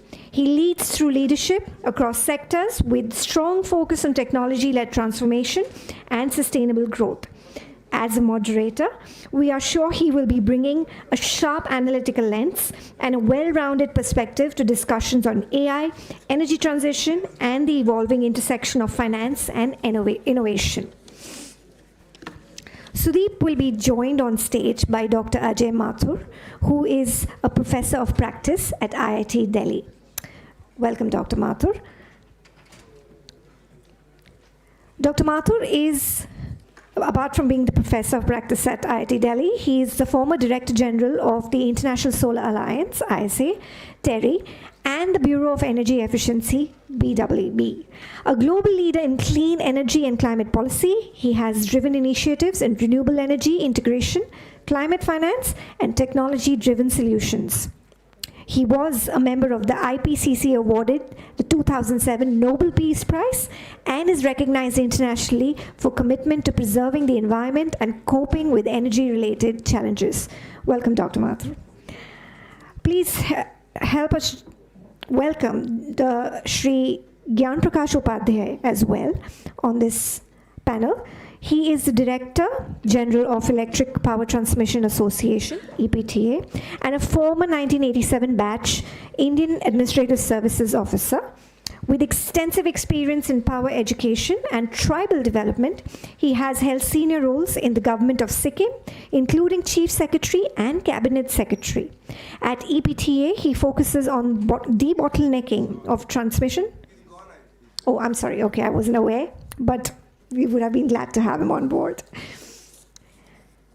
Joining this panel will also be Shri Ravi Naval, who is the board member of Responsible AI Foundation. Shri Naval is a management consultant, author, and innovation strategist, and an alumnus of IIM Ahmedabad. With a distinguished career in strategy and advisory, he focuses on applying innovation and technology, including AI, to developmental and societal challenges. Please also welcome on stage Shri Shivakumar V. Vepakoma, Director Power Systems, SECI. Shri Vepakoma is Director at Solar Energy Corporation of India since August 2024, with 34 years of experience across project construction, commissioning, O&M, commercial and regulatory functions in energy efficiency management. And finally, we are very happy to welcome Shri Samir Ashtha, CFO Apraava Energy. Samir comes with an extensive experience in financial management, strategic planning, and investment across this energy sector. He has led landmark initiatives such as India's first asset-specific power sector bonds and the first corporate green bond in Southeast Asia. His experience spans renewable energy, power generation, and sustainable infrastructure, supporting growth through technology-driven and innovation financial solutions. Welcome all. I wish you a good panel. Sudeep, please.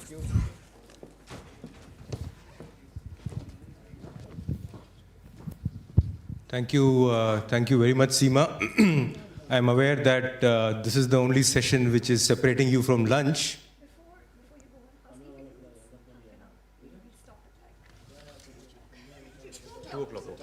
Great. That makes my job a little bit simpler with this August panel being there. But I think let's try to make use of this half an hour as much as we can. I think we saw in the morning in the first two sessions how AI is actually helping a lot of pockets in the ecosystem. And of course, if you look at the last year or so, what we have witnessed in the power sector in India is, to my mind, quite unprecedented.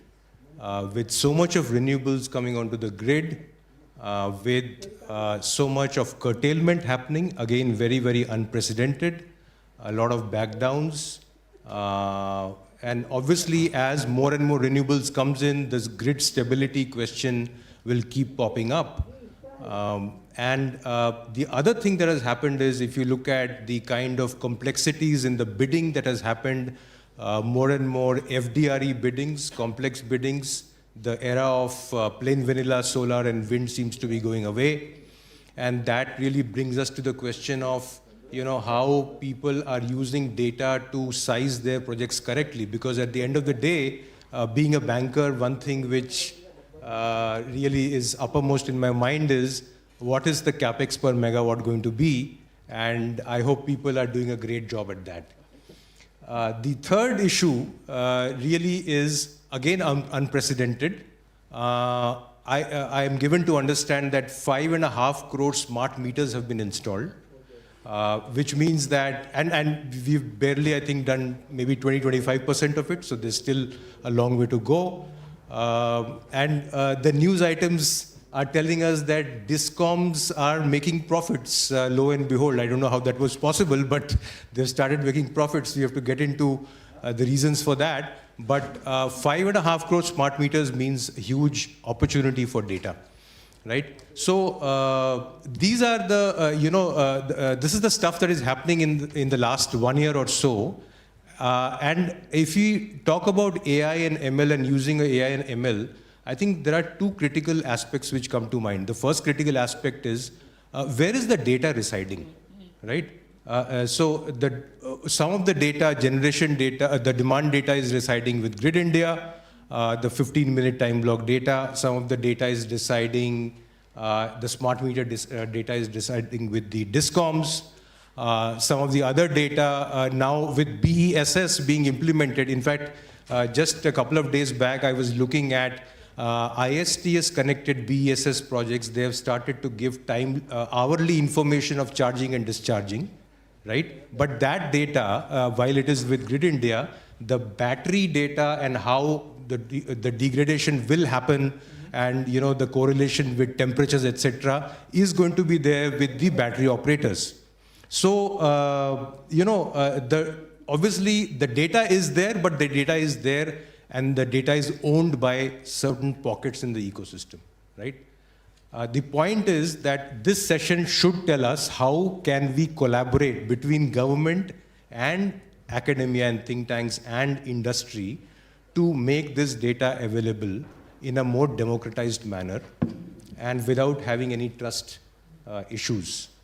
But if we surmount that problem, the other problem that we have to face, and AI is, can't happen without that, is basically the deep learning that happens as you test your models, you go back and refine your modeling and test it for the real world data and keep refining it and experience deep learning, right? So that means that the collaborative effort between academia, the think tanks and the industry and the government has to be in a structured manner, in a sustained manner for AI to really take off.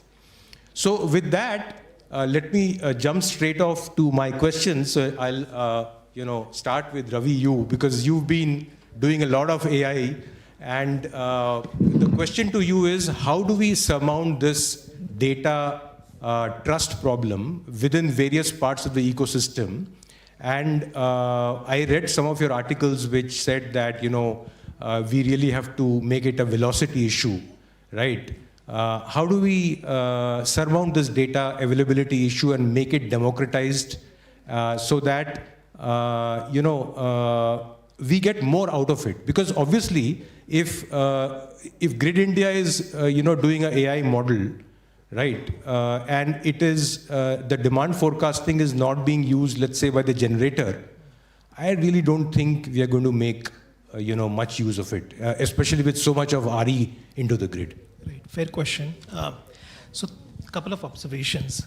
The very first observation is, what as Responsible AI Foundation, what we think is a key tenet, and we talk about it very often, is that data that is shared with trust is infrastructure, right, for the entire industry to kind of benefit from, partake of. But data which is shared without trust is essentially a big risk, right? So we need to kind of anchor our conversation around what data is available, who are the fiduciaries who are responsible for that data, in terms of, I would say custodians who will manage, govern, the entire life cycle of the data, who will be the users, and then who would be the people who would kind of inform that data and the practices around that data, right? That would be essentially the academia. So looking at the three-way partnership between government, industry, and academia, think tanks, I think we need to clearly define the roles. While it is very easy or very convenient to say that all of them should kind of work in a more integrated, multidisciplinary manner, that is true. But if I look at it, it's not a triangle that that comes to my mind. The way the roles and responsibilities should kind of shape up, especially if in the renewable energy sector, should be like a triple helix kind, so it's meeting at certain points, but they're independent of each other. The government essentially is the custodian who defines the legal frameworks, the policies around how data is owned, acquired, managed, the whole life cycle. The industry, of course, operationalizes that data, and it is up to the industry. There could be certain data sets that help them differentiate between the competes, and there are certain different data sets which could be made available to a data trust, and there could be industry-wide digital assets that could be created. Very interesting thing about renewable energy as a sector is that there are relatively less number of players, right? So any tech vendor who supplies into the sector would automatically crystallize what would become the common market intelligence around data, right? In this sector. And when I say that, the analogy that comes to my mind is how SAP became the de rigueur ERP for automobile sector, right? All over the world, It's because you start off when there are few players in that particular sector, invariably, you would have suppliers that would also cleave, and they would have benefited. If you were to train an LLM or an SLM on a certain data set, eventually you will be able to, in a very anonymized manner, without exposing that data to the other participant in the ecosystem, you would be able to transfer that know-how very easily. So there's already some fungibility baked into this ecosystem from the perspective of there being few players, relatively few players. The third thing I would want to park here is the binary that we approach AI with. The binary of 0 to 1. Aaj hai, so it has to be perfect. It has to be a Taj Mahal from day one. Otherwise, I don't want it. It applies to both the government, the industry, and academy, all three. And essentially, that binary does not take into account that this is a transformative technology that is evolving every day. So even if you get to 0.5 instead of a total 1, you have actually made a huge amount of progress. Mm-hmm. And this applies to the industry more importantly, because I was hearing Mr. Matthews speak before this, and Mr. Vijay also. They were very openly sharing about the data that they have as an organization. It's not that the industry wants to guard data or it's available. Like Mr. Vijay said, nobody's asked for it so far. There are only 3 people, right? But so far, everyone else was approaching that data set, or the ML operations are looking at it from the binary that I need a perfect solution from day one. That cannot happen. It's all evolving. You need to go back, and the feedback loop needs to be established between the 3 nodes and say, hey, this is how you need to rework your data. This is how you acquire the data. These are the standards and protocols that you need to follow. This is the policy that you need to create so that this gets crystallized at an industry level. This is the deep learning, that I need to do on the LLMs to make them relevant to my industry. So all 3 nodes need to come together. Yeah. So let me just bring in Samir into the conversation as a developer here. Samir, what is your view about what Ravi just said in terms of this inherent conflict that is there between academia, which is seeking to publish, and industry, which is seeking to protect trade secrets? Do you think there is a collaboration that is possible? Because unless that collaboration really happens, neither of the parties in the ecosystems really benefits. Before I get to that, I think on a renewable conference, the word which I've heard the most is data, actually. It seems to overshadow the whole renewable business and everything. But and the other thing is, data is the new oil or the new gold, whatever you put it. And over a period of time, even if somebody says that they are not comfortable sharing data, the data will move out. It cannot remain, limited to a certain organization or with Absolutely. a certain person. It will move. It will transfer. That's the best thing about data. Whether it is unstructured data or structured data is the question. Most of the data which I have seen is unstructured data, which people have to convert into their ability to take decisions. So I agree with Ravi that there is some sort of reluctance, but I don't see it that is going to be there for a longer period of time, because people will learn that when they will share data, the others will, share it back with them. So I don't think that's a challenge between industry and academia and even with the government. Ultimately, at the end of the day, it's for the organization's own good. The more data you share, the more inputs you get. So that's the way I look at it. Excellent. So, Mr. Vivekumar, let me come to you. Let me talk about one of the important areas that we as a bank have witnessed in terms of our portfolio, in the sense that if you look at the wind generation patterns, they've been very, very erratic. Standard deviations have been very high, right? Patterns have actually shifted, right?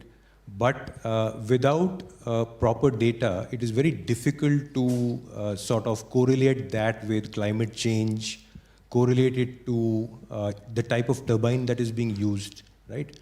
So SECI, as an organization, really while you're in government, but actually dealing a lot with industry, do you think it's possible for SECI to be a go-between of this data so that, we ensure that a certain amount of trust builds into the ecosystem where anonymous data from generators is shared with you and you make that data public.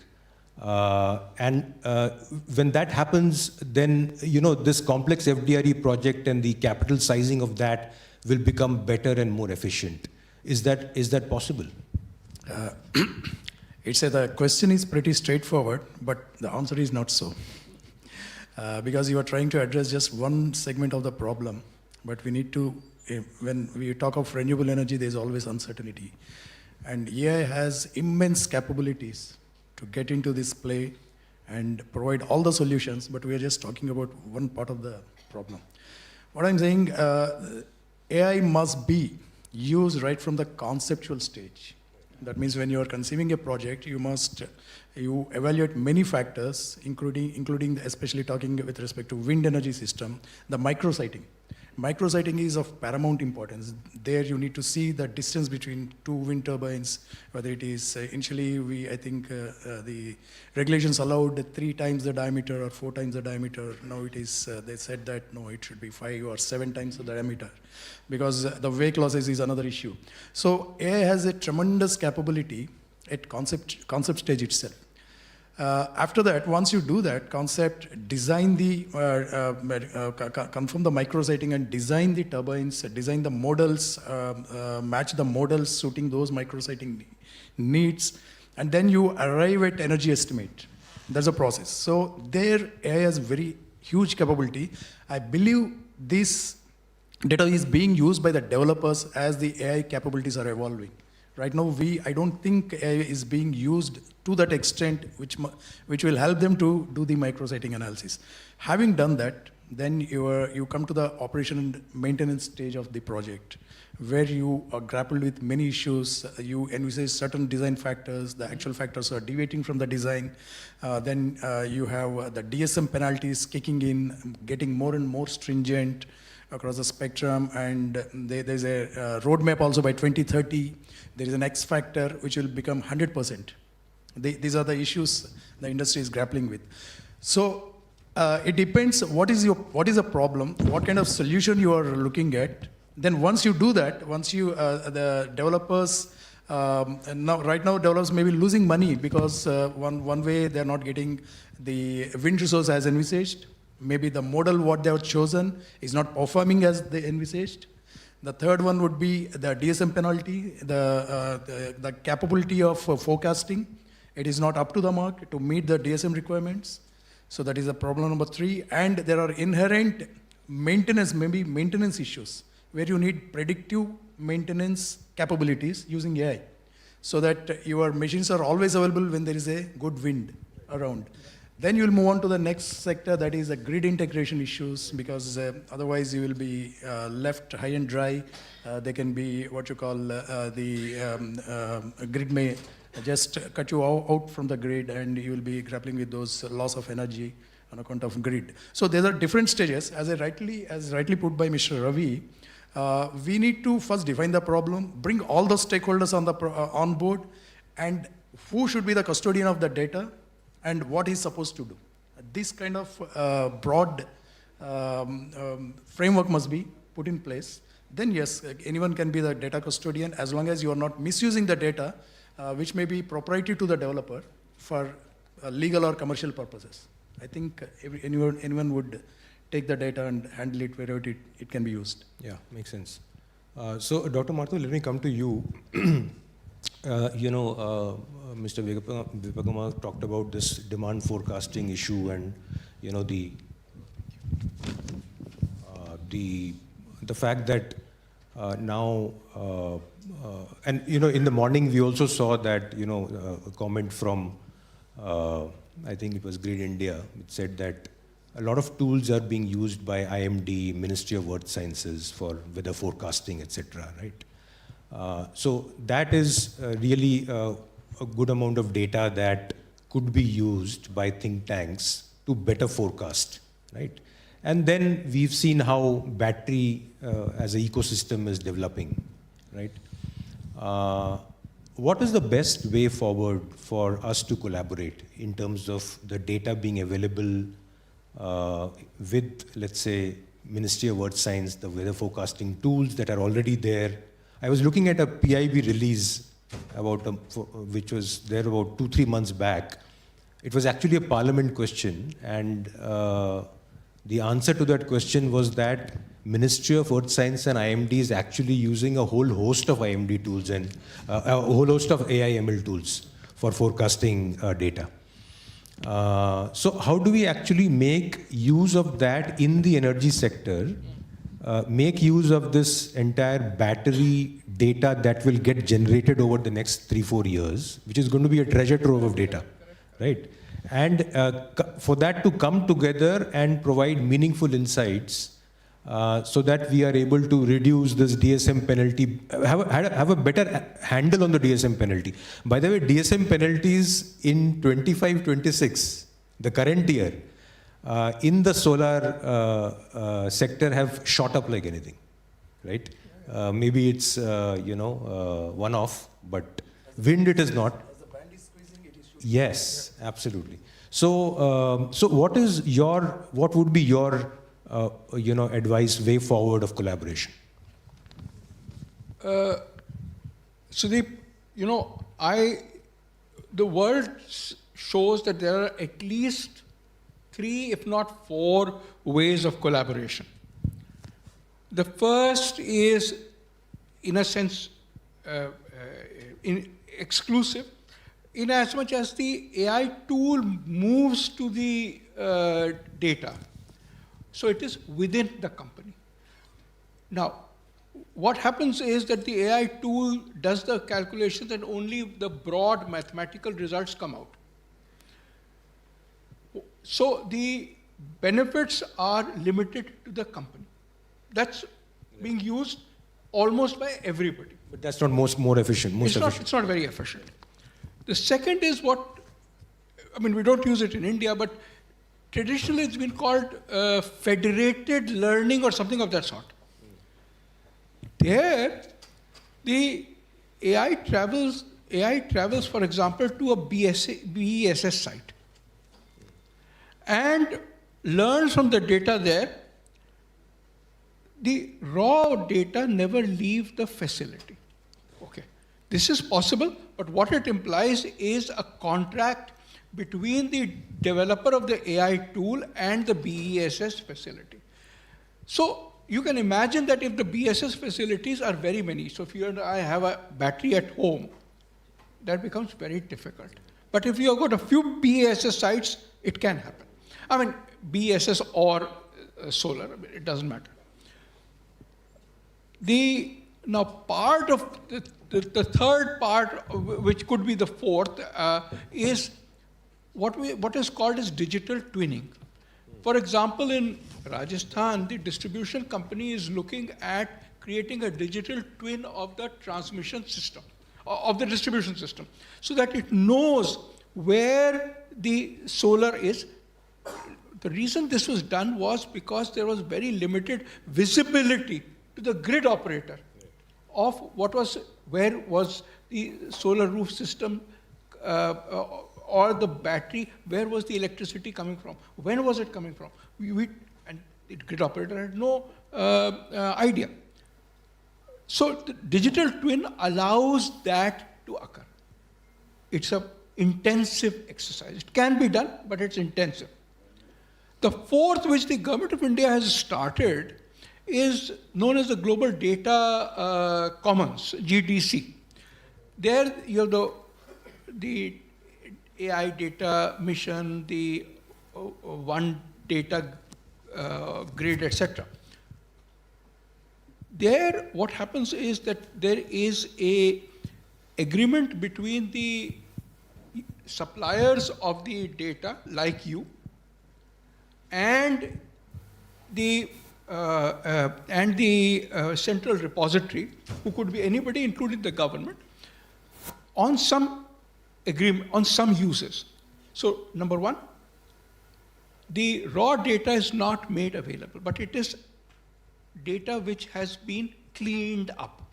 So, I would from my own experience, say that, for example, in the Bureau of Energy Efficiency, we used to get data from every manufacturer regarding the sales, for example, of air conditioners or refrigerators or whatever. So what we used to do was to remove the names of the manufacturers. That's number one.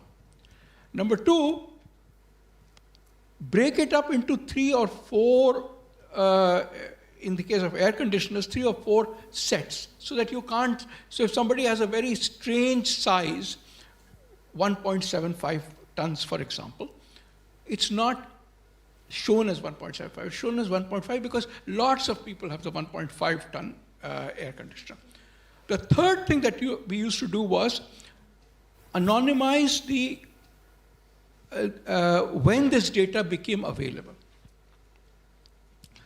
Then we used to put this on a public website. What that allows people to do is to use this data, this anonymized data, for the purposes of the development, whether it is think tanks or, I've been here in IIT for the past year or so. One of the things that I noticed, which is very different from the time when I went and your father, I came to know that your head of outreach and her father we were class fellows. So, so one of the things that we have understood is that the way in which the data is utilized depends on who is going to use it for the development of an AI tool. Now, one of the things that I've noticed is that a lot more people become entrepreneurs now than they did, for example, when I was in school. This means that they, to answer your question, the reason why we are talking about data is that for AI, data is the way it works. It is not just the language, it is the food for tools to develop. What I feel is that with the government providing the regulation, the central repository for the data, this cleaning up that is needed, with the owners providing this, see, the owners of the data are also help because the data helps in the creation of tools which could be of use to them. This is why everybody collaborates, because it's beneficial for everybody. The AI tool developer gets the data. He has a chance to make money if the data provider, find the tool useful. In my view, we need to move ahead on operationalizing the One India AI mission to make it such that it works for the grid as well. So I'm sorry this has been a long answer. No, absolutely. I think very informative and insightful. So I will just now, since we have about 10 minutes, I'll just ask each of you to give your closing comments on how do we actually, like we were discussing since morning, a lot of small pilots are going on in pockets, right? How do we actually scale it, right? And in that scaling, what do you think is the single most biggest challenge that, needs to be overcome? So very short answer. And obviously, when you talk about that, the thing which comes to your mind is the structure in which you want this to move forward, the collaboration to move forward, right? So how do we scale? What is the biggest challenge? And what could be a possible structure to mitigate that and overcome that challenge? Starting with you, Ravi. Sudeep, can I? No, I think you have I need to why leave. Don't you take a shot? Yeah. Ravi, apologies. So in my view, and this is a very biased view, the reason is the lack of talent. Where do we get people? In my view, what we need are people who are equally proficient in the electric power system and in machine learning. Those are the, so for example, day before yesterday, I was an audience in a lecture which was done by a professor, and he was actually a machine scientist, but he has moved into climate change and adaptation. So the impact of floods on cities like Mumbai, on cities like Chennai, on cities like Bangkok. He used that data that he got, and where did he get the data from? From newspapers. He used that to create a model, not the other way around. He didn't create a model based on physics and then try to explain the data. He used the data to create the model. I thought that was amazingly interesting. We don't have such people. We need to develop more and more of them. They're as important for companies as they are for countries, as they are for academia. I would call them bilinguals. You need more and more bilinguals. The second is that within a company, I would suggest that you have to build, do hackathons, for example. Mentorship. Get the people who are currently in the electrical power systems knowledge and twin them with people who have got a lot more machine learning based experience. My problem is I don't know what is successful, but I will keep my eyes open and keep learning from you on how this is done. So the second is buy talent. So Rajiv, this is particularly meant, instead of selling yourself as a power company, sell yourself as an IT company. You will attract a lot more talent. Because as was said in the previous session, AI people are as interested in coming to the renewables area because this is where the problems are, as remaining in the AI area. But they need to know that you are welcoming. The third I would suggest is borrow. Borrow from people who already know this. This is a stopgap analogy. So build, buy, borrow. In my view, this is the view of the future. I would suggest that we need to have a lot more people if we are serious about scaling up. Thank you. I think that's a very, very important point. Very important point in terms of the talent which is available. Right? Thank you very much, Dr. Mathur. Please, thank you, thank you. Sorry, I have a class at 2 o'clock, so I need to go. So Ravi, your 2 bits on how do we do this? Yeah, I think 2 things. One, the transmission of these pilots and them kind of exploding into full-scale implementation across the sector should also be contextualized as to what has been happening with the sector in the past 2-3 years, right? We are constantly getting a lot of noise and some signal around the kind of compromises that have happened at the technology end, right? In the power sector, in general, energy.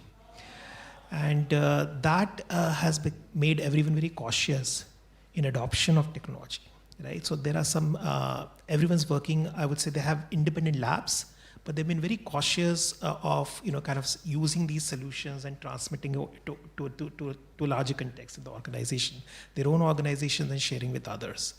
I think that confidence is now returning because now guardrails in the past 2-3 years have been institutionalized. These guardrails are on how data is collected, governed, etc., within the organization to a certain extent. And these guardrails are also how they're going to engage with the larger technology ecosystem in AI. Because like somebody pointed out in 2022, when ChatGPT suddenly exploded, everyone wisened up to the fact that there are humongous possibilities with this tool. A lot of the organizations didn't even realize this. Their own employees started writing these wonderful mails and messages.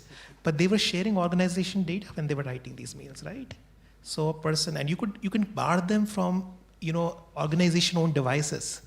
You could do an IP block on AI tools within the organization. But you could not do the same thing if they were to do this off their mobile phones. So suddenly, the governance of data had actually, and like Sir rightly pointed out, Samay sir, that data will flow. You will not be able to stop it. You can, at the best, try and monitor that flow, try and keep the stakeholders involved to be, cognizant of all the risks that could be associated with this flow. That's one. The second is, I also liked what Mr. Mathur just said, and I think it's very important, sir, that he kind of called you out on this to take cognizance of, is how do you frame RE as a sector, right? For now, it's in the bucket of what I would say it's kind of bucketed itself with traditional energy companies. It's still thinking of itself as infrastructure. But if you look at it, RE is actually technology. Unlike the paradigm that you have kind of siloed yourself in, and like he rightly said, if you're a technology company, then you would tend to benefit, if you position it that way, you would benefit from a humongous inflow of talent, right? Because then you're solving technological problems that could scale up in varied ways. Think of yourself as maybe the lab that offers deep work, deep science, because clearly this is the sector that is actually collecting a humongous amount of data. Now it could be unstructured, structured eventually, etc. But you are the lab that could offer solutions to the rest of the economy, right? Because of the amount of data that you guys are able to collect through sensors, etc., etc. So I'm just parking that second thought. The third is in collab, right? Are there models of collaboration where different entities have come together and have arrived at a consensus on how data is going to be absorbed, used, etc.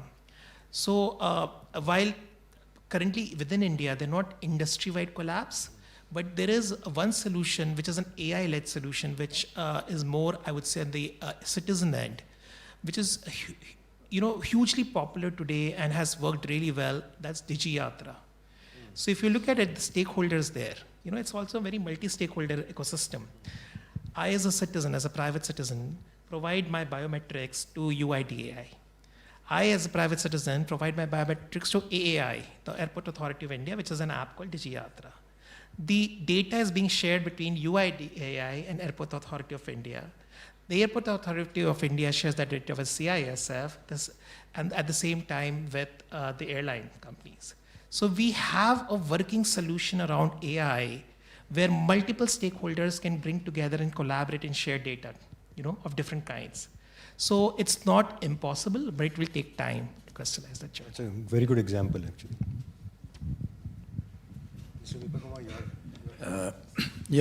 I think India as a country now, we are sitting in a very, very sweet spot as far as AI applications for RE sector is concerned. We have commissioned more than 100 gigawatts of solar, more than 50 gigawatts of wind, and now batteries picking up like anything. Rightly you mentioned the other time, we are now into FDRE tenders. We're trying to tailor-make solutions for specific state discoms. So RE has a huge role to play, and we have, rightly mentioned, we have humongous amount of data in the RE sector available, which has to be put to use. Now we need to create a framework where we need to bring the developers, the designers, the distribution companies, the REIAs, and the regulators, and the grid management personnel in one place. And we need to create an exclusive platform of AI for RE. That is the need of the hour. Because solutions in pockets may give data in pockets, may give solutions in pockets. They will not be widely shared. They cannot be used to address a larger issue, which I earlier explained, right from design to commissioning to management, O&M, and the grid management, and also seeking the actual needs at state level. What are the needs? What are their pockets where there's no there's a deficiency of electricity, like maybe evening peak in some states, maybe seasonal requirements in some states, that needs to be unearthed to provide the right solutions, state specific, so that we get the uninterrupted electricity across the country. using more and more renewable energy and enabling the transition. I think we need to create a platform. In fact, a year ago, I was pitching for this in some of the panel discussions where there is an association of solar energy developers or wind energy developers. I was happy that a couple of months ago, they started this dialogue and conversation. So I think going forward, it will bear fruit on. Great to hear that. Samir, last word to you. I'll make it short and simple. I think it's the resistance to change. There are a lot of people in the organization, they have a lot of data even in their head, but there is a lot of resistance to change. And unless the mindset is changed, it'll become very difficult to implement it. Great. Thank you very much. And I think it was a great discussion. A lot of key takeaways.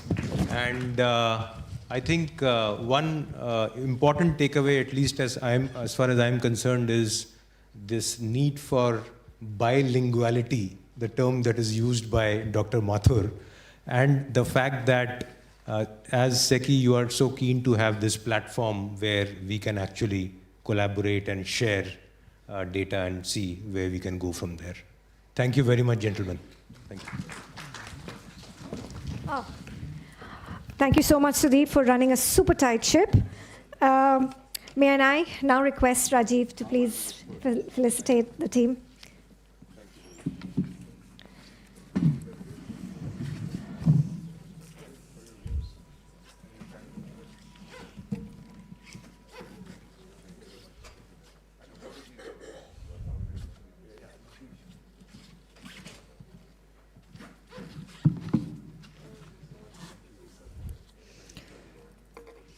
Please join me in saying a big thank you to all our panel members.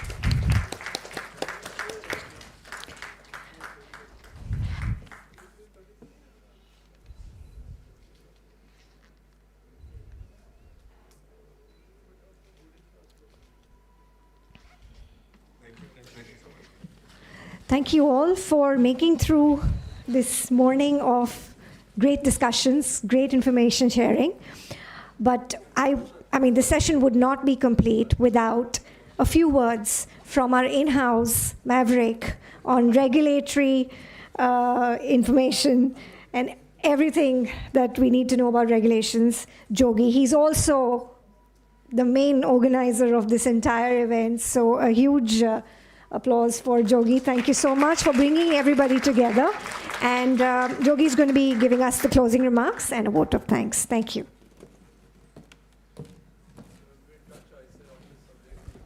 Thanks, Seema. And I'll not take more than 2-3 minutes because we are already so delayed. But I must say, and I'm sure that all of you will agree that what an enriching session this has been. It actually has exceeded all our expectations. When we got this approval from METI to organize a pre-summit AI event, it almost seemed impossible for us because the event has to be organized within February 10, because the main event is going to happen from February 16 onwards. But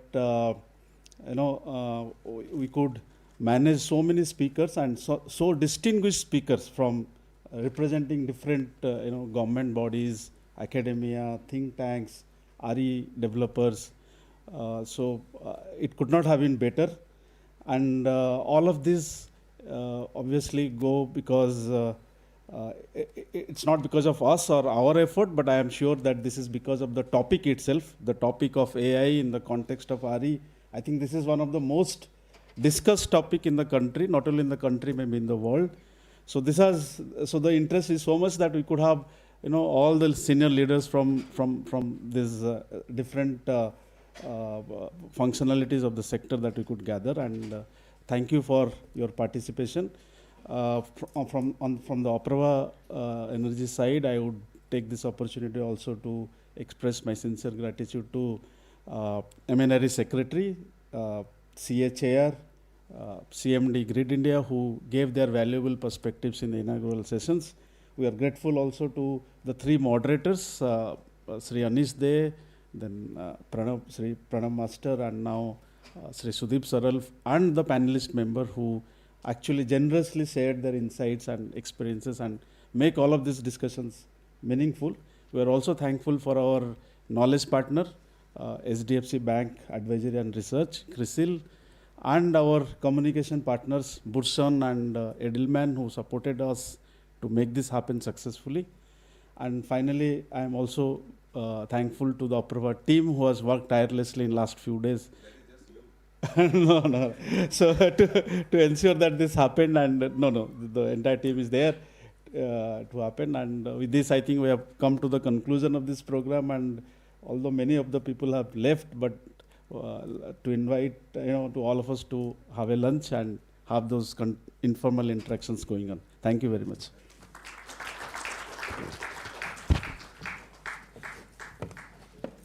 Just a parting note, may I request Rajiv to please felicitate Jogi as well with a shawl.